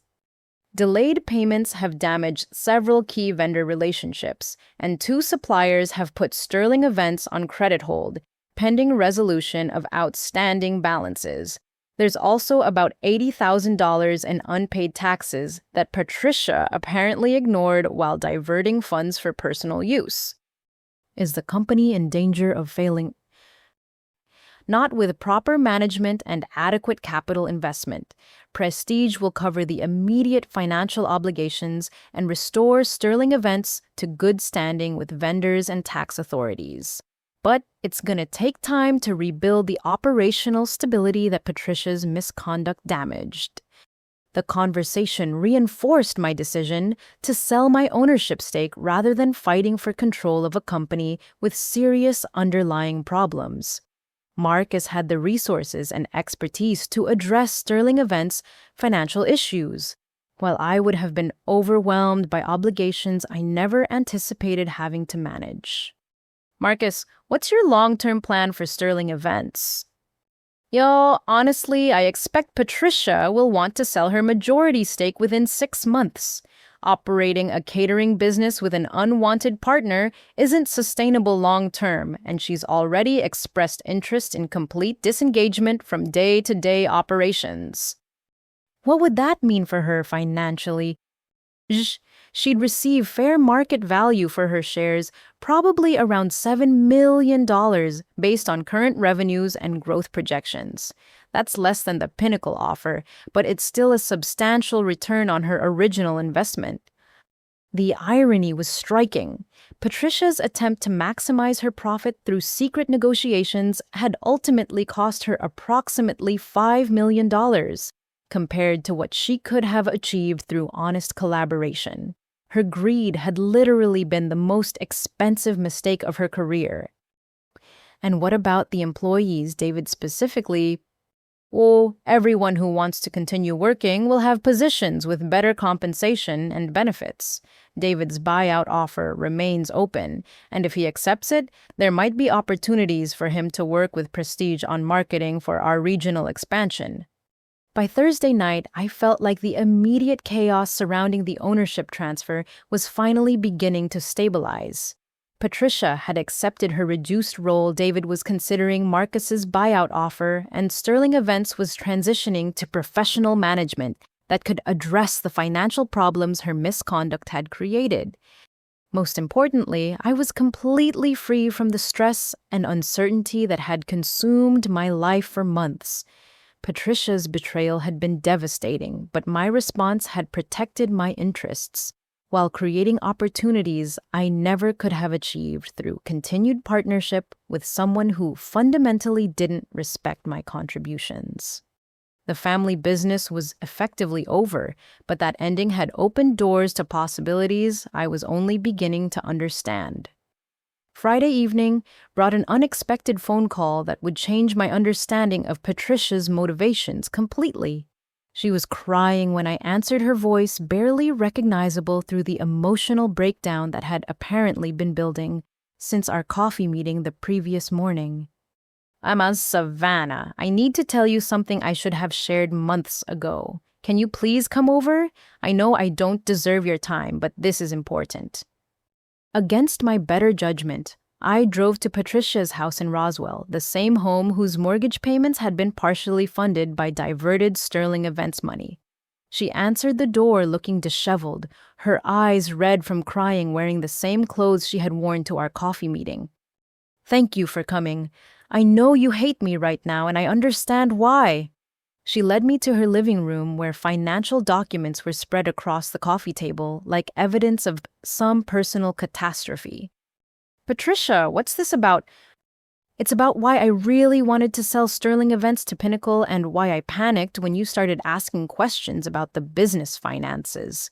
She picked up a letter from the coffee table with shaking hands. 3 months ago, I was diagnosed with early-stage breast cancer. The revelation hit me like a physical blow. Whatever anger and resentment I had been carrying suddenly felt petty compared to the magnitude of what Patricia had been facing alone. Why didn't you tell me? Why didn't you tell anyone?" Because I was terrified. Terrified of the diagnosis, terrified of the treatment costs, terrified of appearing weak when Sterling Events needed strong leadership. She wiped her eyes with a tissue. The oncologist recommended aggressive treatment, including surgery, chemotherapy, and radiation. Even with insurance, the out-of-pocket costs could reach $200,000. Well, but Patricia, we could have figured something out together. Sterling Events has resources, and I would have supported you through whatever treatment you needed. Was I know that logically, but I wasn't thinking logically. I was panicking about potentially leaving David and you with a failing business and massive medical debt. Selling to Pinnacle seemed like the only way to secure everyone's financial future before the cancer treatment made me too sick to manage the companies. The medical records on her coffee table told the story of a woman facing her mortality while trying to protect everyone around her from the financial implications of her illness. Oncology consultations, surgical estimates, chemotherapy, protocols, radiation scheduling. The paperwork represented a parallel crisis I had known nothing about while focusing on business disputes and ownership conflicts.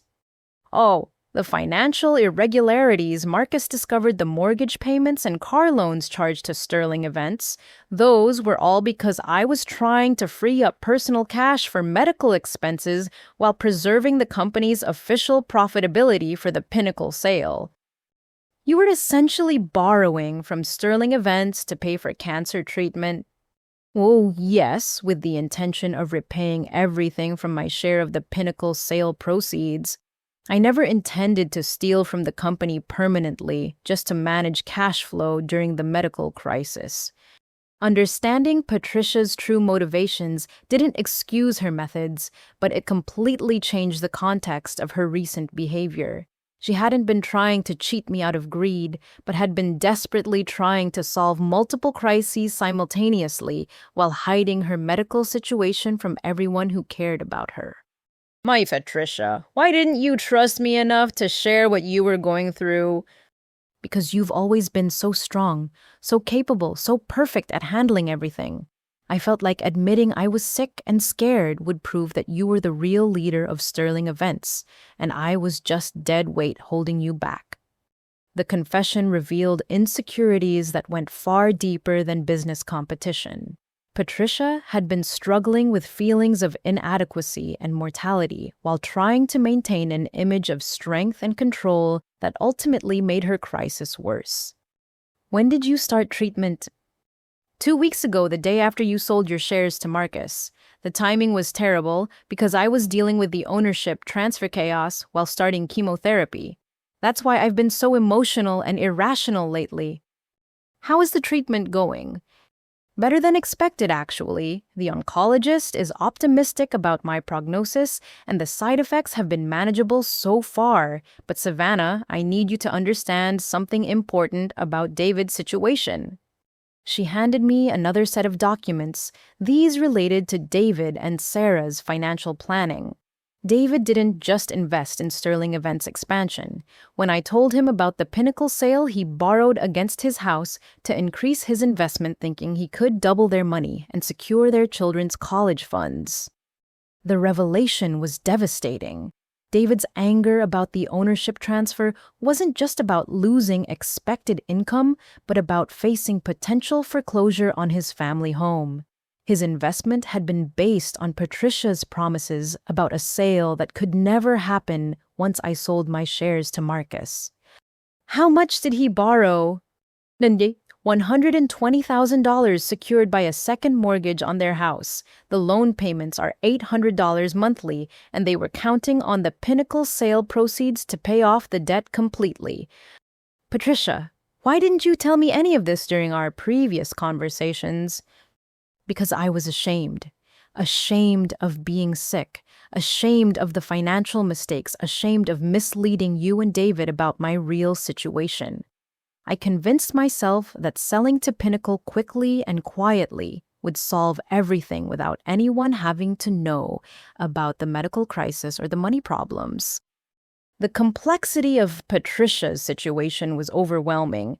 She had been juggling a cancer diagnosis, financial desperation, family obligations, and business pressures while trying to maintain an appearance of normalcy and control. Her betrayal of our partnership had been the desperate action of someone who felt trapped by circumstances beyond her ability to manage openly. What happens now with your treatment, with your finances, with David's situation? The medical insurance is covering most of the treatment costs, so that crisis is manageable. Marcus has agreed to structure my consulting payments to help with the remaining medical expenses, and he's willing to increase David's buyout offer to cover the house loan and provide some additional security for Sarah and the children. What does Marcus want in return for helping David? Oh, nothing specific, just David's cooperation with the ownership transition and his agreement not to create problems during Sterling Events' restructuring process. Marcus understands that David got caught in the middle of something that wasn't his fault.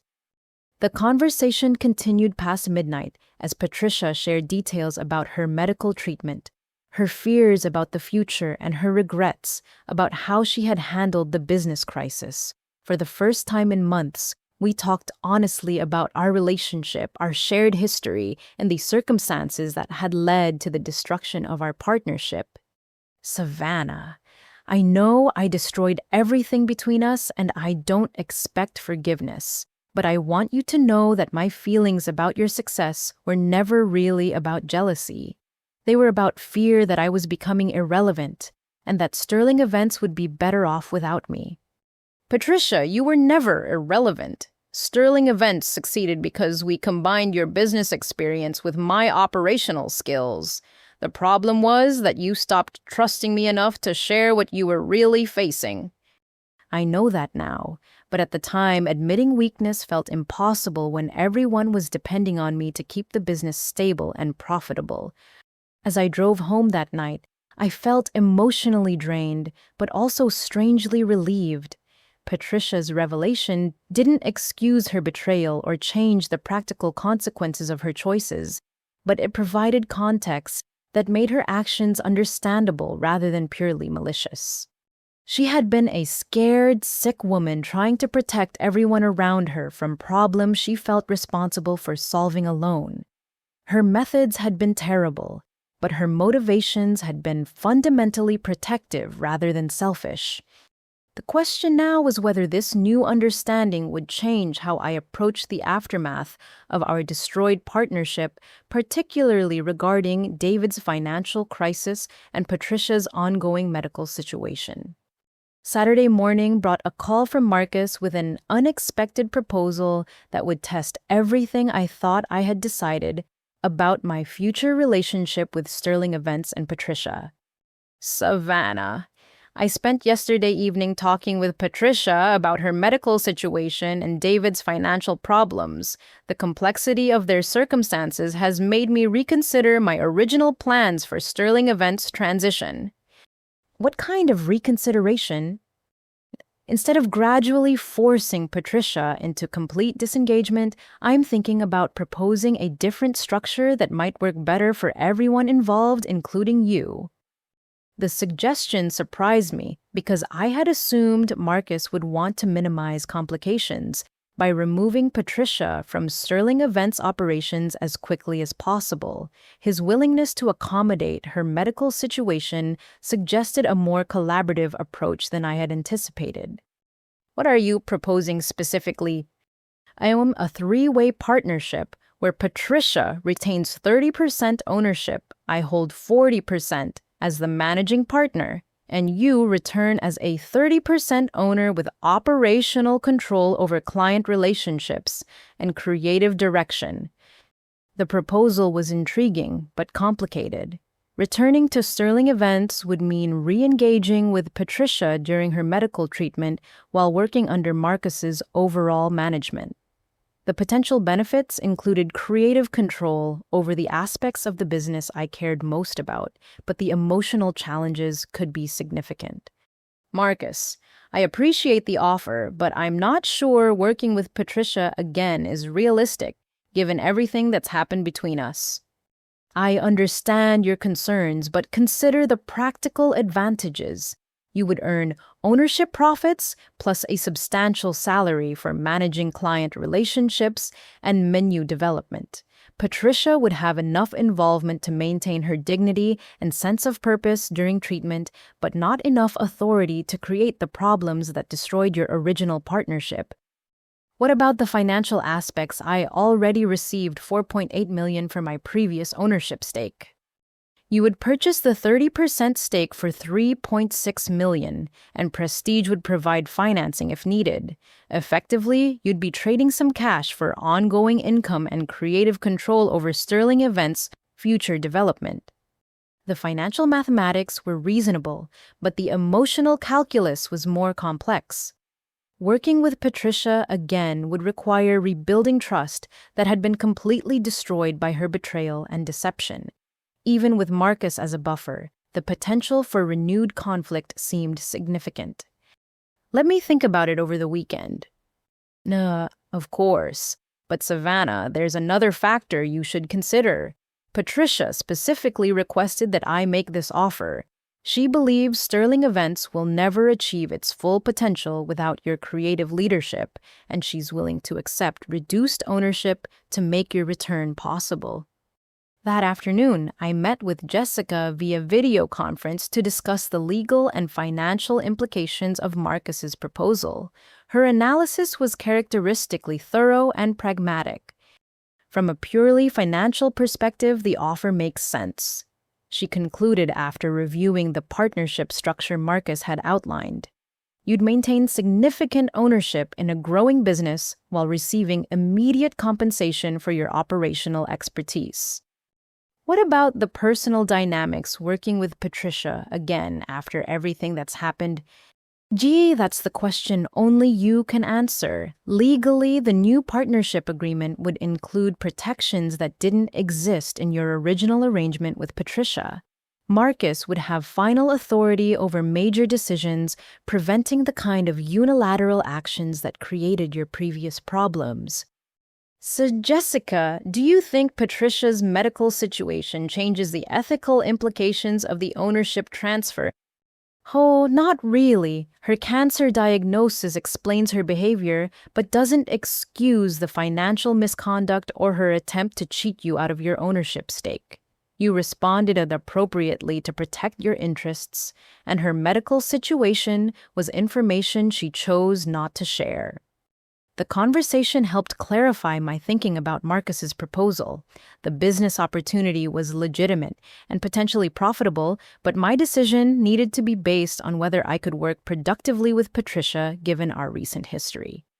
Sunday morning brought an unexpected visitor when David appeared at my apartment with coffee and bagels, clearly intending to have a serious conversation about the family situation. Savannah, I talked to Mom yesterday about her medical situation and Marcus's partnership proposal. I think you should seriously consider returning to Sterling Events.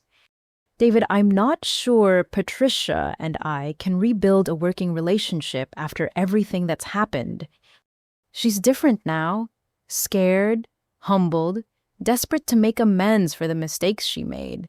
The cancer diagnosis has given her perspective on what really matters, and she genuinely regrets destroying your partnership. But what happens when her treatment is finished and she's feeling stronger? Will she go back to trying to control everything and undermining my authority? Honestly, I don't think she'll ever be the same person who tried to push you out of Sterling Events. The medical crisis broke something in her in a good way. She's finally willing to admit she needs help and can't manage everything alone. David's perspective carried weight because he had observed Patricia's behavior more closely than anyone else during the recent crisis. His assessment that her fundamental approach to business relationships had changed was encouraging, though not necessarily decisive. What about your financial situation? Marcus's increased buyout offer. Sarah and I decided to accept it. We'll use the money to pay off the house loan and invest the remainder conservatively for the children's education. It's not the windfall Mom promised, but it's enough to secure our family's future. Are you angry about how everything worked out? Initially, yes, but understanding Mom's medical situation and your reasons for selling to Marcus helped me realize that everyone was dealing with impossible circumstances.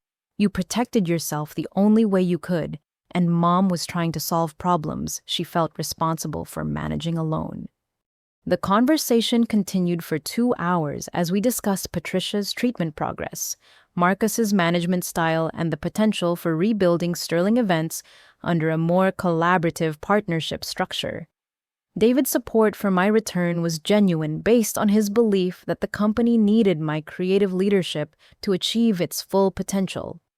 Savannah, I know Mom hurt you badly, and I understand if you can't forgive that betrayal. But Sterling Events was your life's work too, and walking away permanently means abandoning everything you built over 15 years.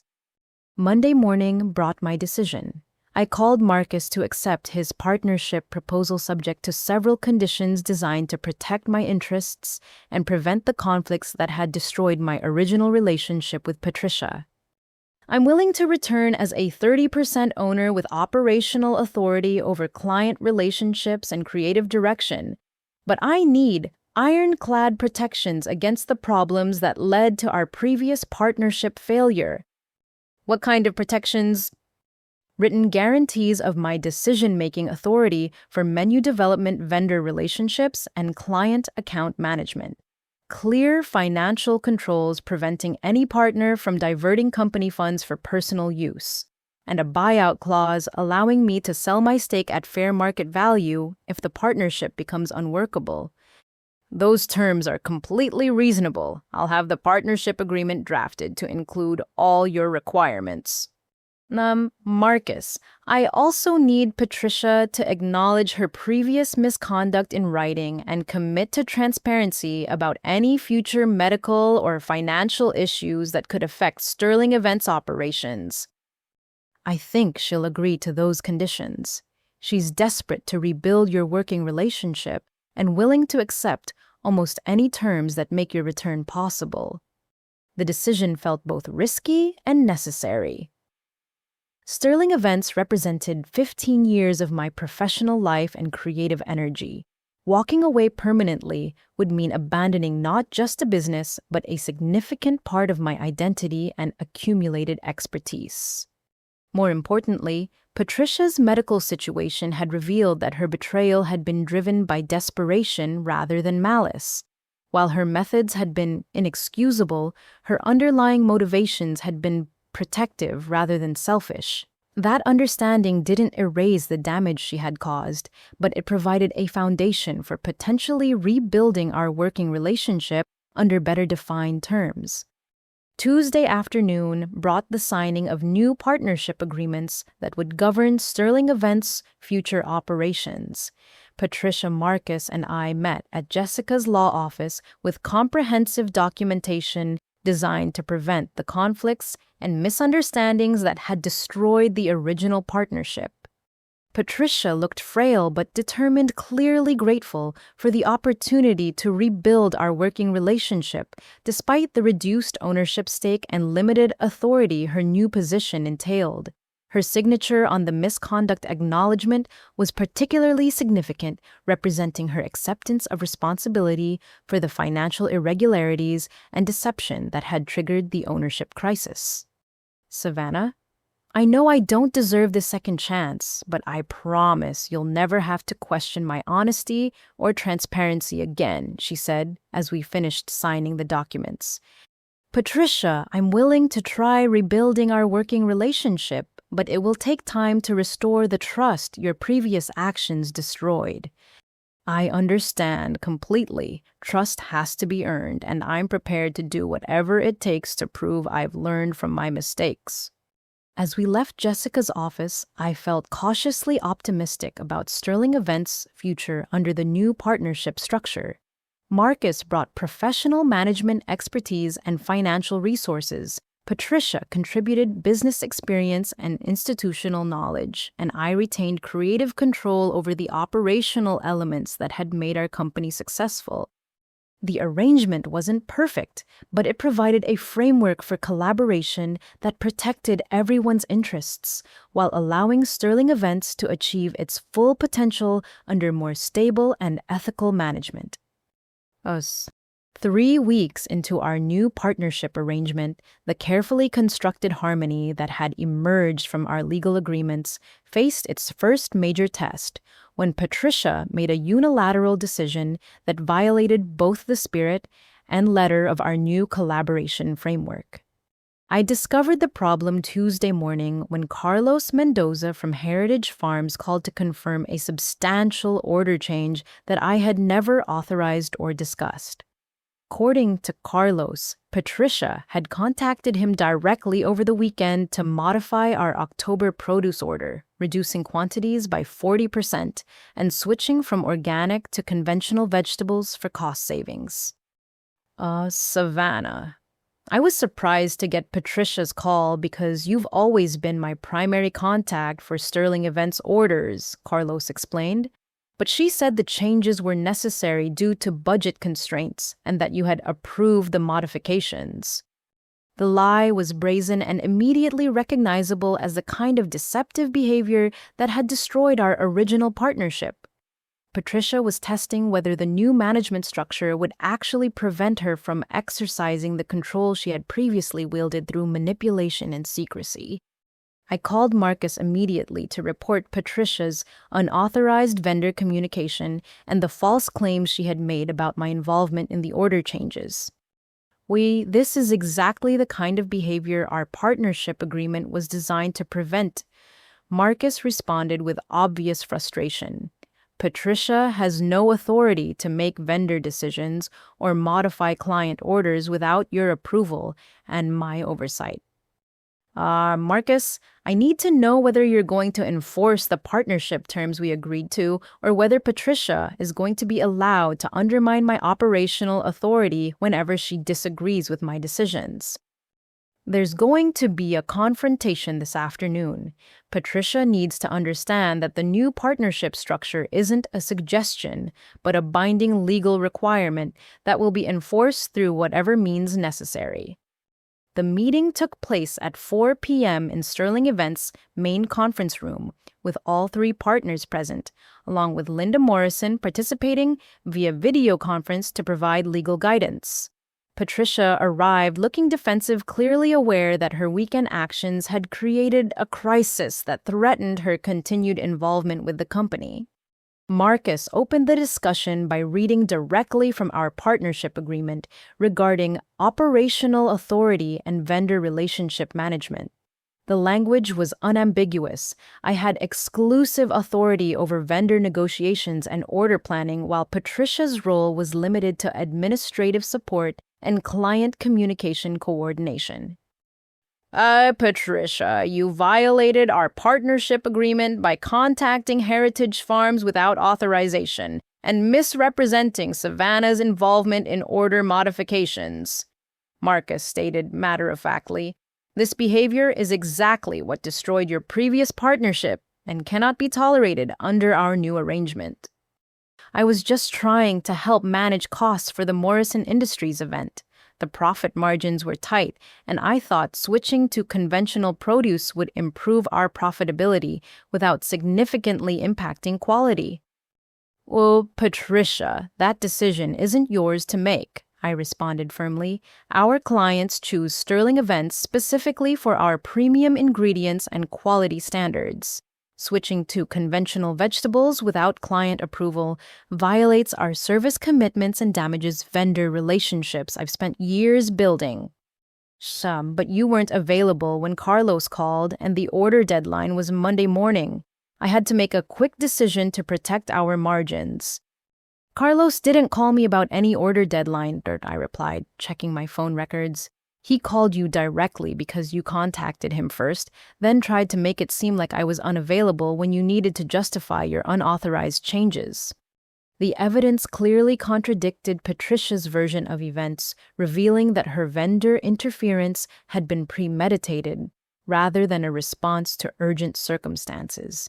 She had deliberately circumvented our established operational procedures to test whether she could still manipulate Sterling Events' vendor relationships. Linda Morrison's voice came through the video connection with legal clarity that left no room for misinterpretation. Patricia, your actions constitute a material breach of the partnership agreement we executed 3 weeks ago. The contract specifically prohibits unauthorized vendor communication and requires transparency in all business decisions. What are the consequences for this breach? Marcus asked.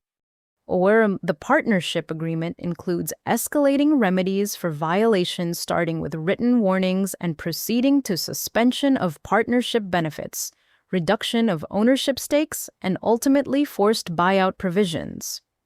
Patricia's face went white as she realized that her test of the partnership boundaries had potentially jeopardized her continued involvement with Sterling Events entirely. The medical bills and financial pressures that had motivated her original betrayal were still factors in her life, making the loss of Sterling Events' income particularly devastating.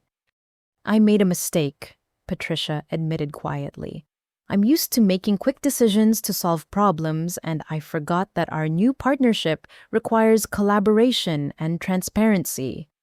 "This wasn't a mistake," I responded. "This was a deliberate attempt to undermine the operational authority we agreed you would respect. You lied to Carlos about my involvement and tried to change vendor relationships without authorization."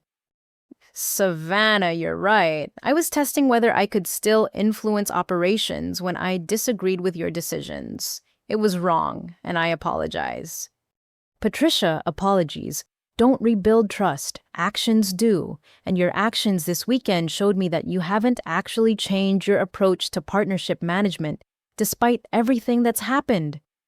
Marcus leaned forward across the conference table with an expression of serious concern.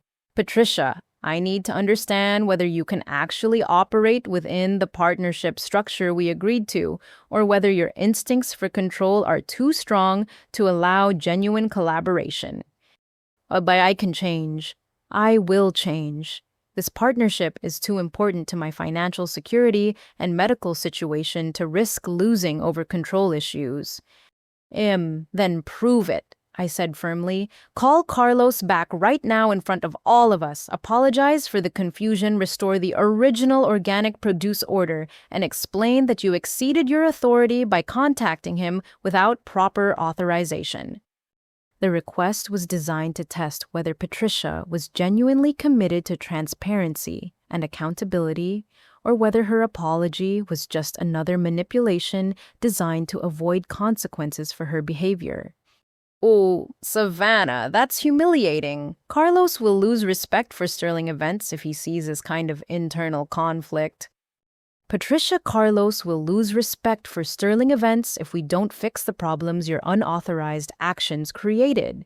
He's been our vendor partner for 8 years, and he deserves honest communication about our management structure and decision-making authority." "Make the call, Patricia," Marcus added. "This is your opportunity to demonstrate that you understand the partnership requirements and are willing to operate within them." Patricia reached for her phone with obvious reluctance, placing the call on speaker so everyone in the room could hear the conversation.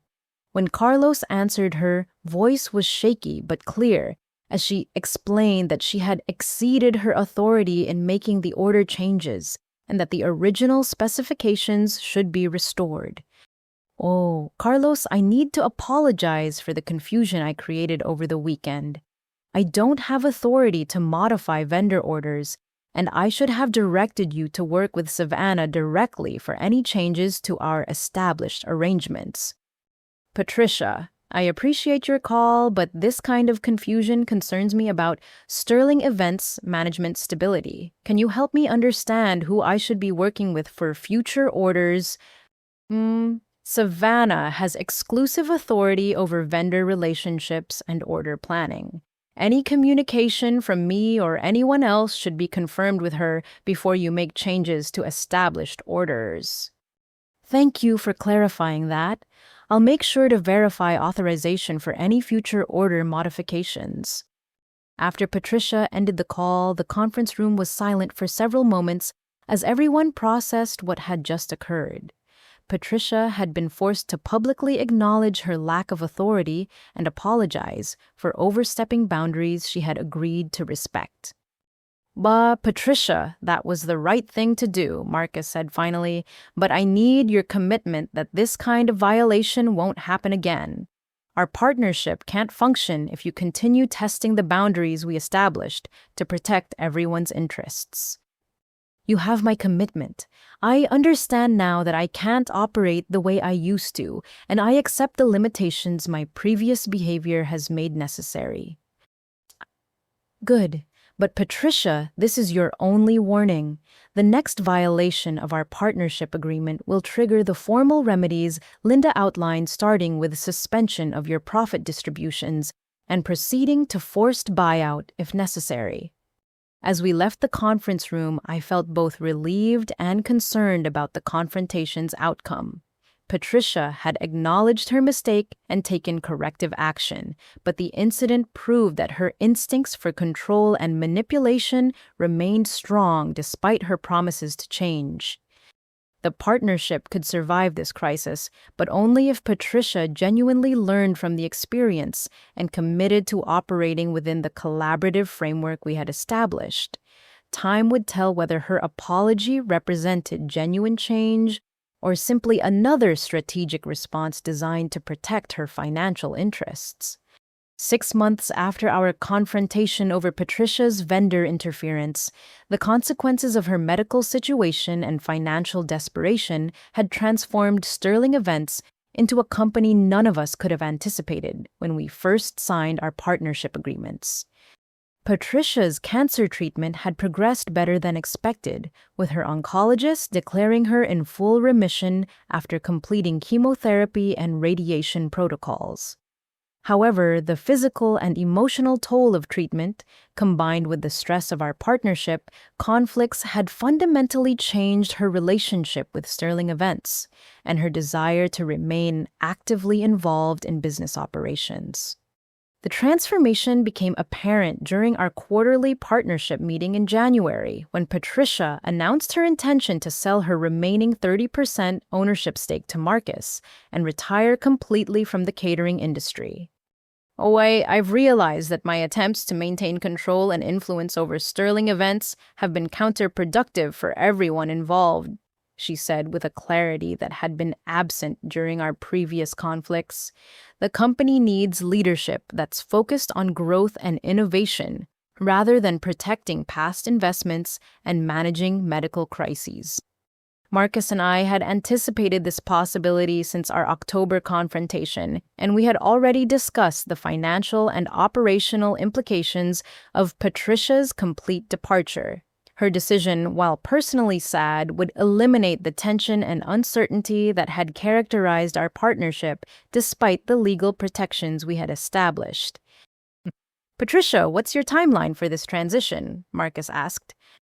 "I'd like to complete the sale by the end of March, which gives everyone time to adjust operations and handle the legal documentation properly.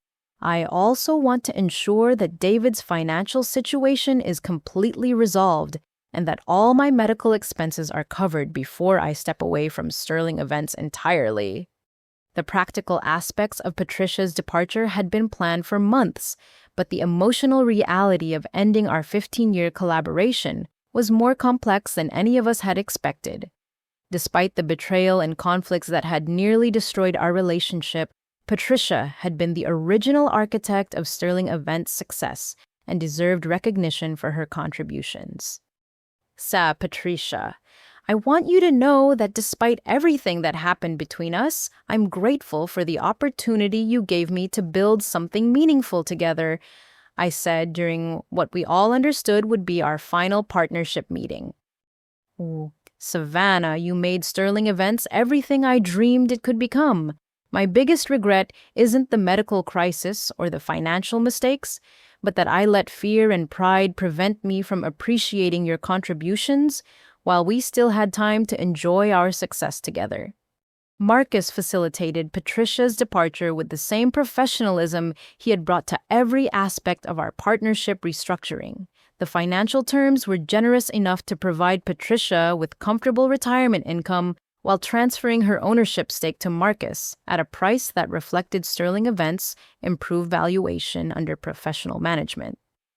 The buyout process revealed the full extent of Sterling Events' transformation under our new partnership structure.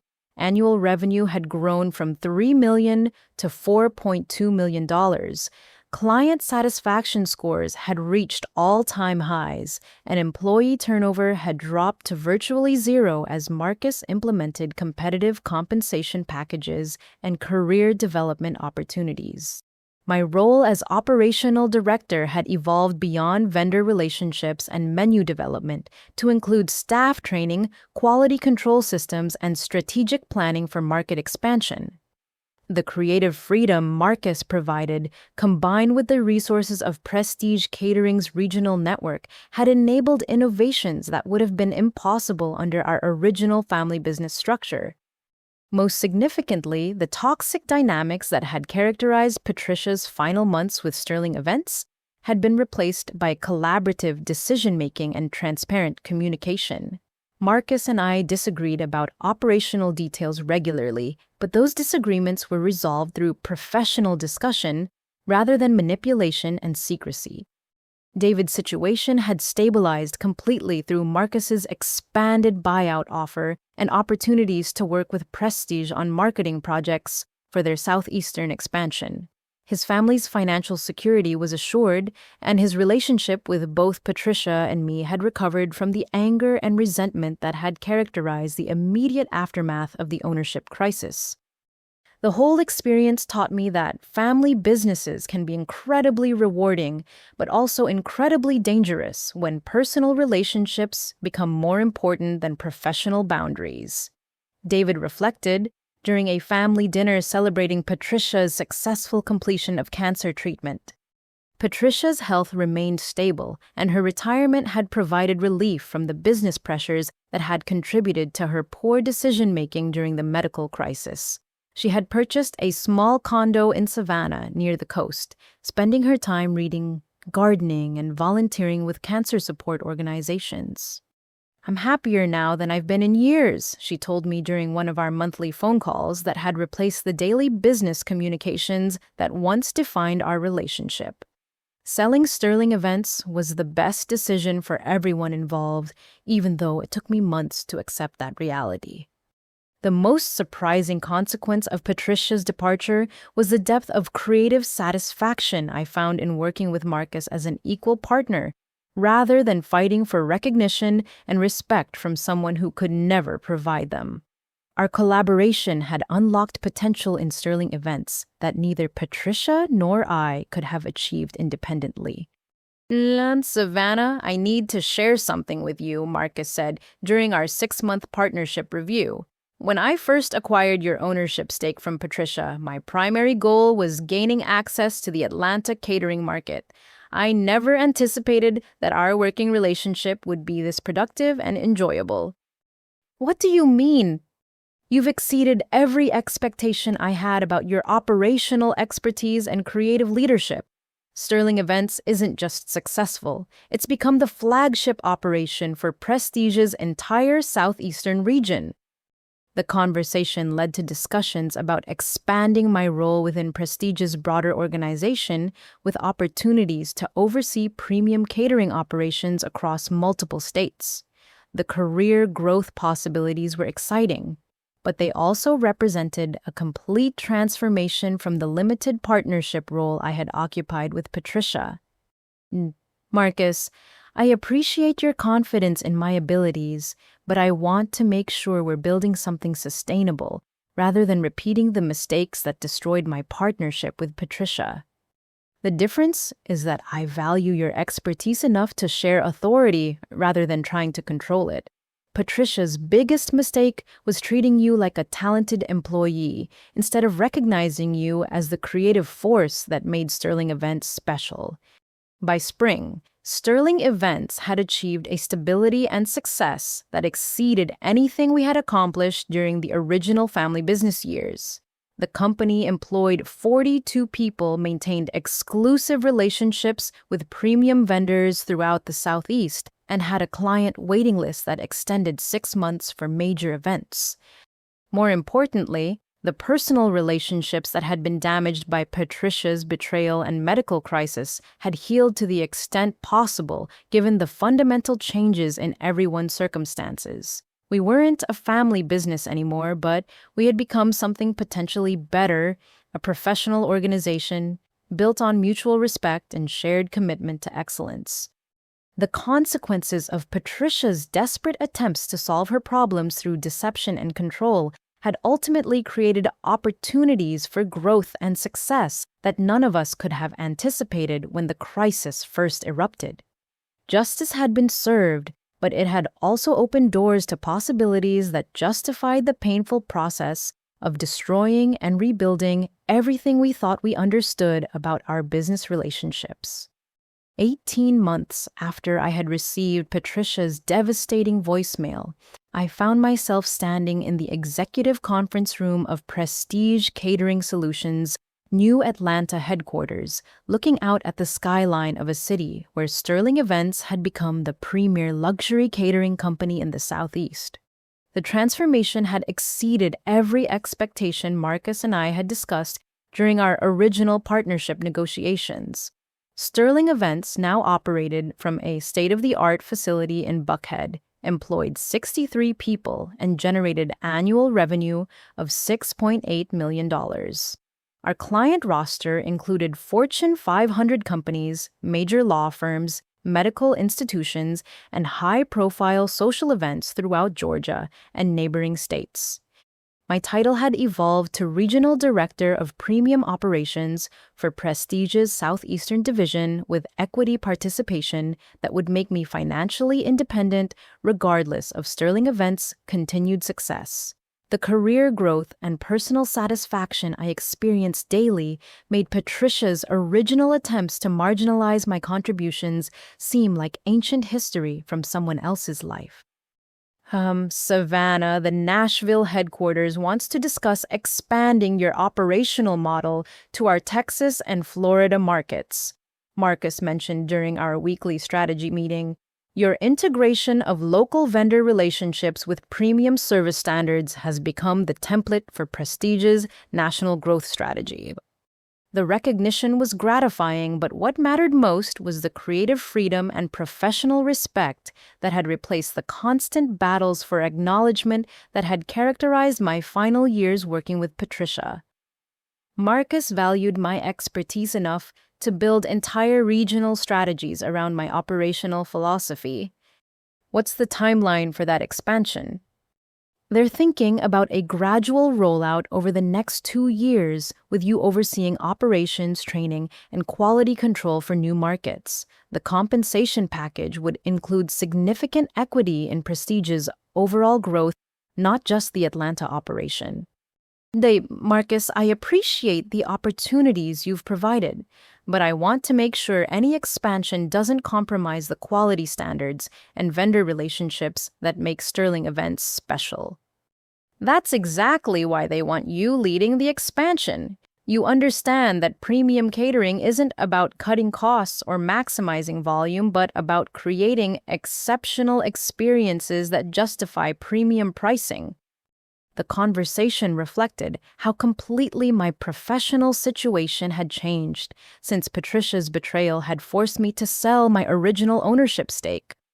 What had initially seemed like a defensive response to family business politics had become the foundation for career opportunities I never could have achieved within Sterling Events' original structure.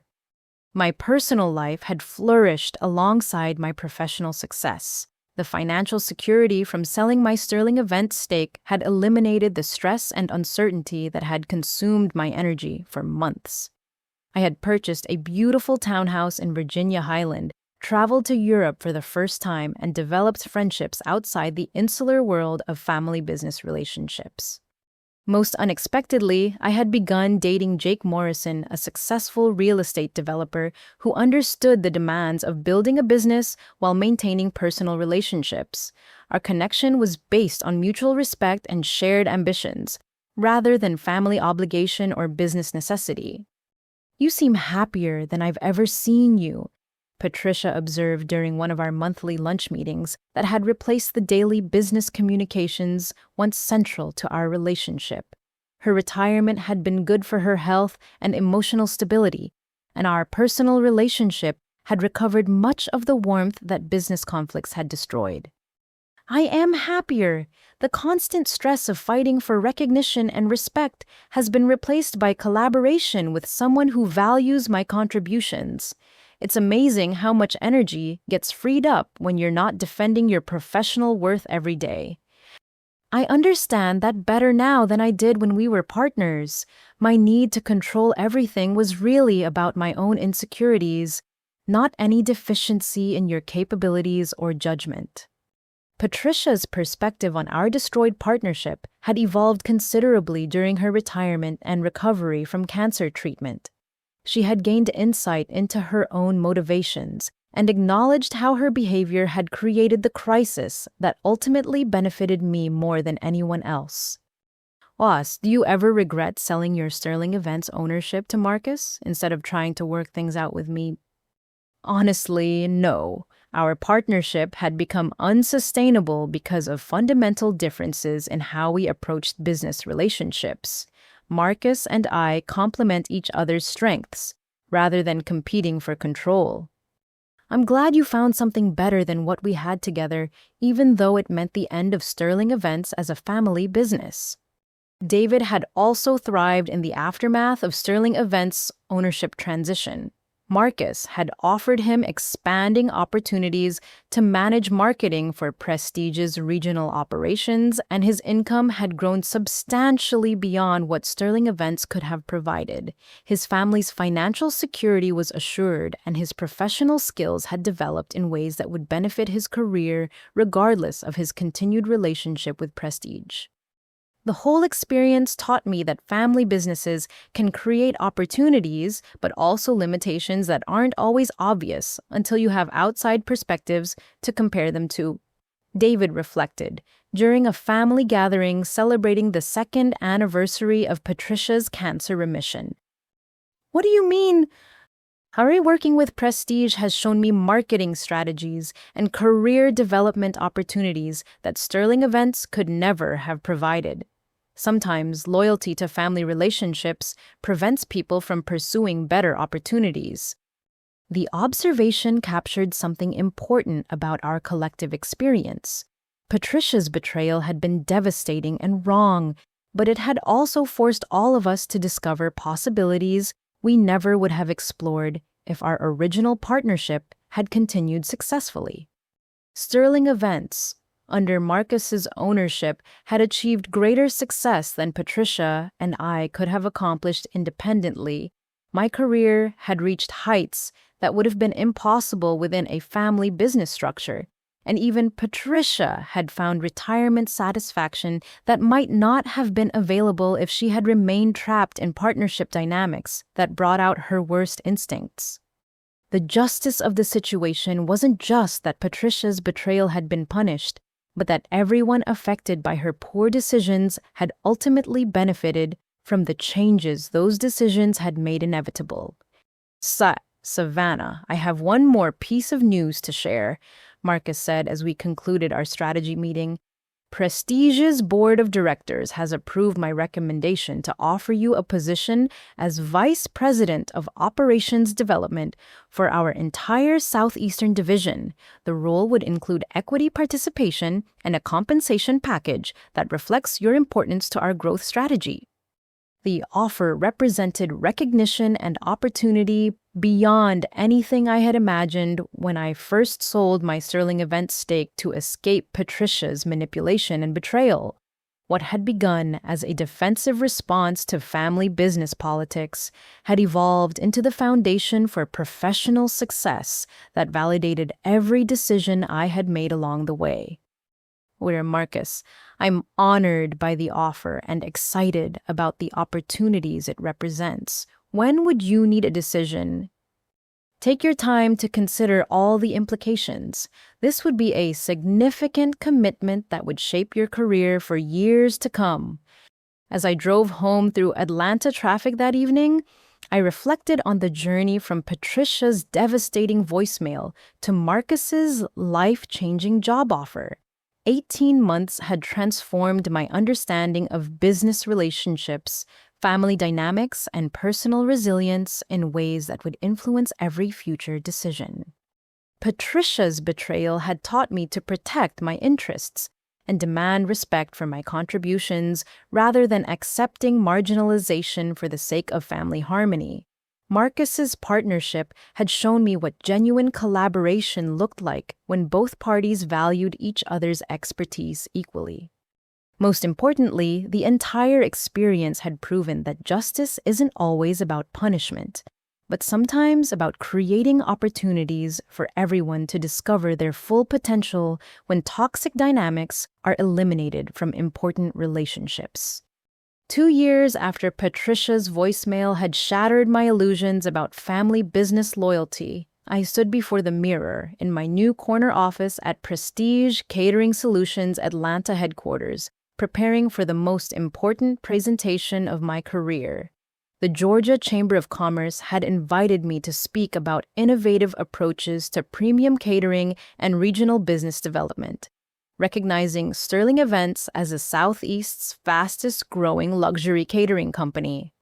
The irony wasn't lost on me that Patricia's attempt to push me out of the family business had ultimately elevated me to industry leadership far beyond anything I could have achieved within our original partnership structure. Her betrayal had forced me to discover professional possibilities I never would have explored if our collaboration had continued successfully. "Ready for your big moment?" Marcus asked, appearing in my doorway with the easy confidence that had characterized our partnership since its beginning.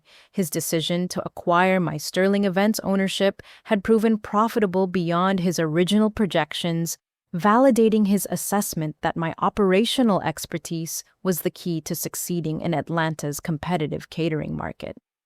I think so. It still feels surreal to be speaking as an industry expert when 2 years ago I was fighting for basic respect from my own business partner. Savannah, you've earned this recognition through excellence, not politics or connections. The growth Sterling Events has achieved under your operational leadership speaks for itself. The presentation went exceptionally well with audience engagement that reflected genuine interest in the vendor relationship strategies and quality control systems that had made Sterling Events successful. Several conference attendees approached me afterward with job opportunities and consulting requests that demonstrated the reputation I had built within the regional business community. Your approach to integrating local suppliers with premium service standards is exactly what we need for our expansion into the Charlotte market, explained Rebecca Chen, the regional director for a major hotel chain. Would you consider a consulting arrangement to help us develop our catering operations? The conversation represented one of dozens of opportunities that had emerged as my expertise gained recognition throughout the Southeast. Marcus had encouraged my consulting work as a way to build Prestige's reputation and identify potential acquisition targets, creating additional income streams that complemented my equity participation in Sterling Events' continued growth. Driving home from the conference, I decided to stop by Patricia's Savannah condo to share news about my presentation success and discuss how dramatically our lives had changed since Sterling Events' ownership crisis had forced us apart. Patricia greeted me with genuine enthusiasm, her health and emotional stability reflecting the peace that retirement had brought to her life. She had gained weight back after chemotherapy. Her hair had grown back thicker and more beautiful than before, and her smile carried the contentment of someone who had survived both cancer and the consequences of her own poor decisions. Savannah, I'm so proud of what you've accomplished. Marcus sent me the article about your Chamber of Commerce presentation, and I couldn't be happier about your success. Thank you, Patricia. It's been an incredible journey from that voicemail you left telling me I was out of the family business. That voicemail was the worst mistake of my life, but I'm grateful that your response turned it into the best thing that ever happened to your career. We spent the afternoon walking along Tybee Island's beach, talking about the lessons we had learned from our destroyed partnership and the unexpected benefits that had emerged from what initially seemed like mutual destruction.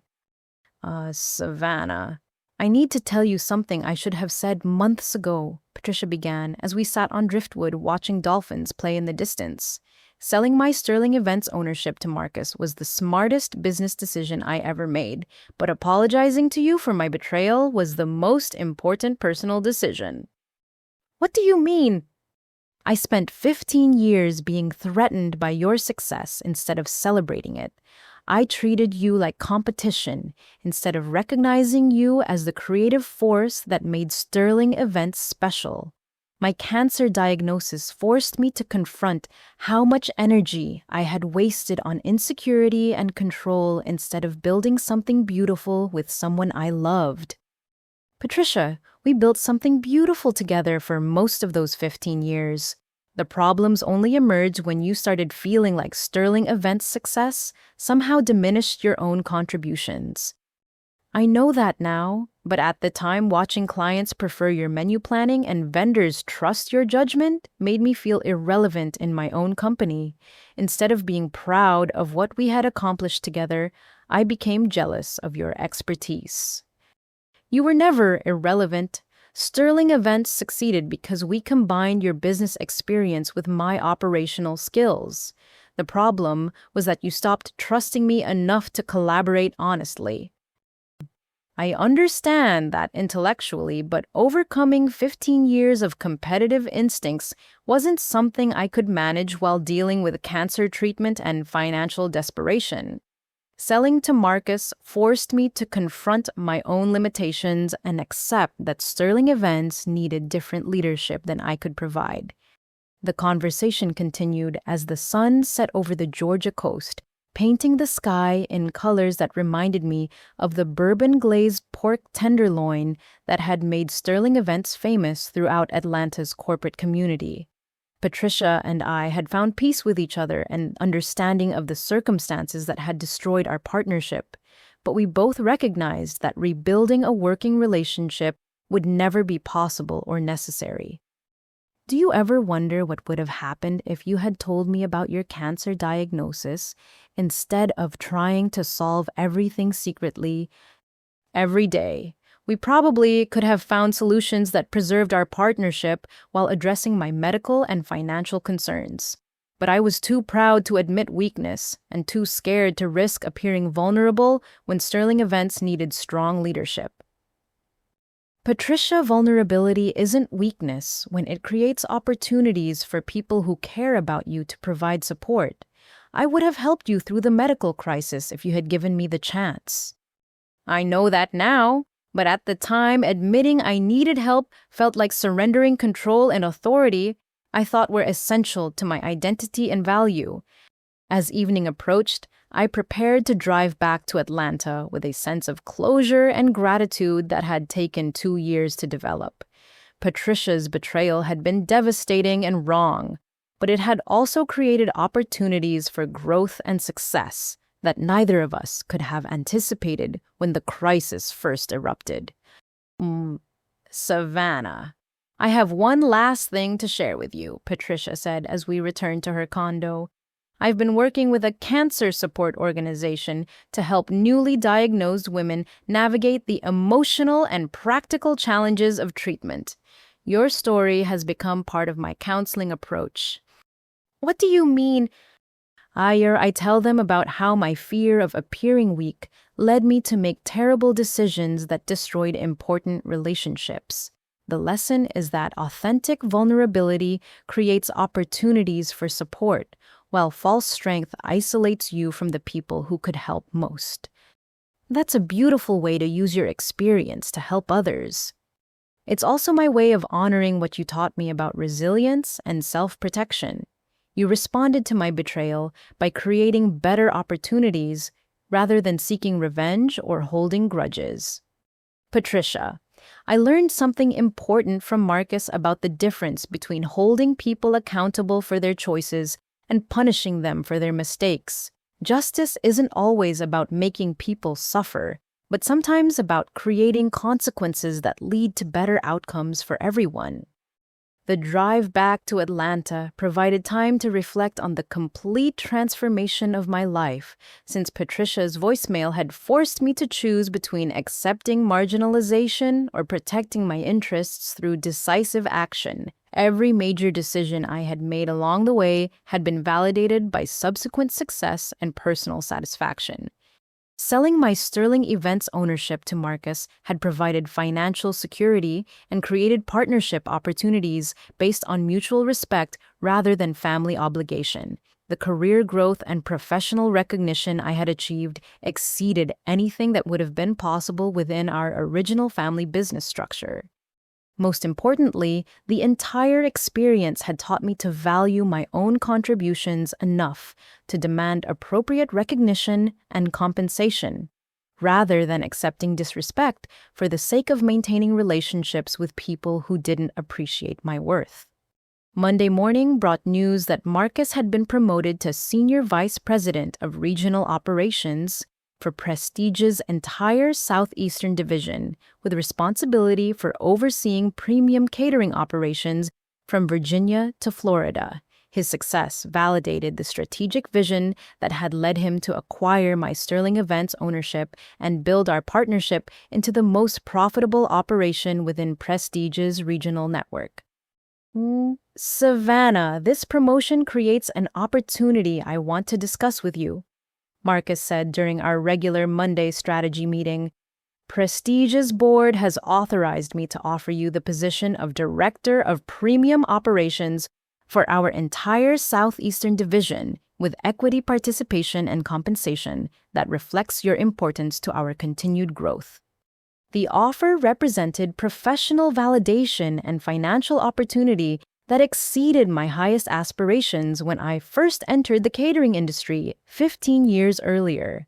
What had begun as a desperate response to Patricia's betrayal had evolved into the foundation for career success that justified every difficult decision I had made along the way. Marcus, I'm honored by this offer and excited about the possibilities it represents. Take whatever time you need to consider the implications. This would be a significant commitment that would shape both of our careers for years to come. As I considered Marcus's offer, I realized that the most important lesson from my experience with Patricia wasn't about business strategy or legal protection, but about personal resilience and self-respect. When people show you through their actions that they don't value your contributions or respect your partnership, the appropriate response isn't to fight for recognition they will never provide, but to find opportunities with people who appreciate your worth. Patricia's voicemail telling me I was out of the family business had been intended to marginalize and control me, but my response had transformed her weapon into the foundation for success beyond anything she could have imagined. Sometimes the best revenge is simply living well and building something better than what others tried to take away from you.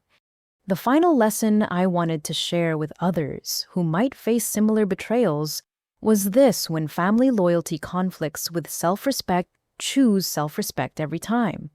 The people who truly love and value you will support your success rather than trying to diminish it for their own benefit. And when they don't, you have the power to create new relationships and opportunities that honor your worth and potential. Justice isn't always about punishment, but sometimes about having the courage to choose your own happiness and success over maintaining relationships with people who don't deserve your loyalty or trust.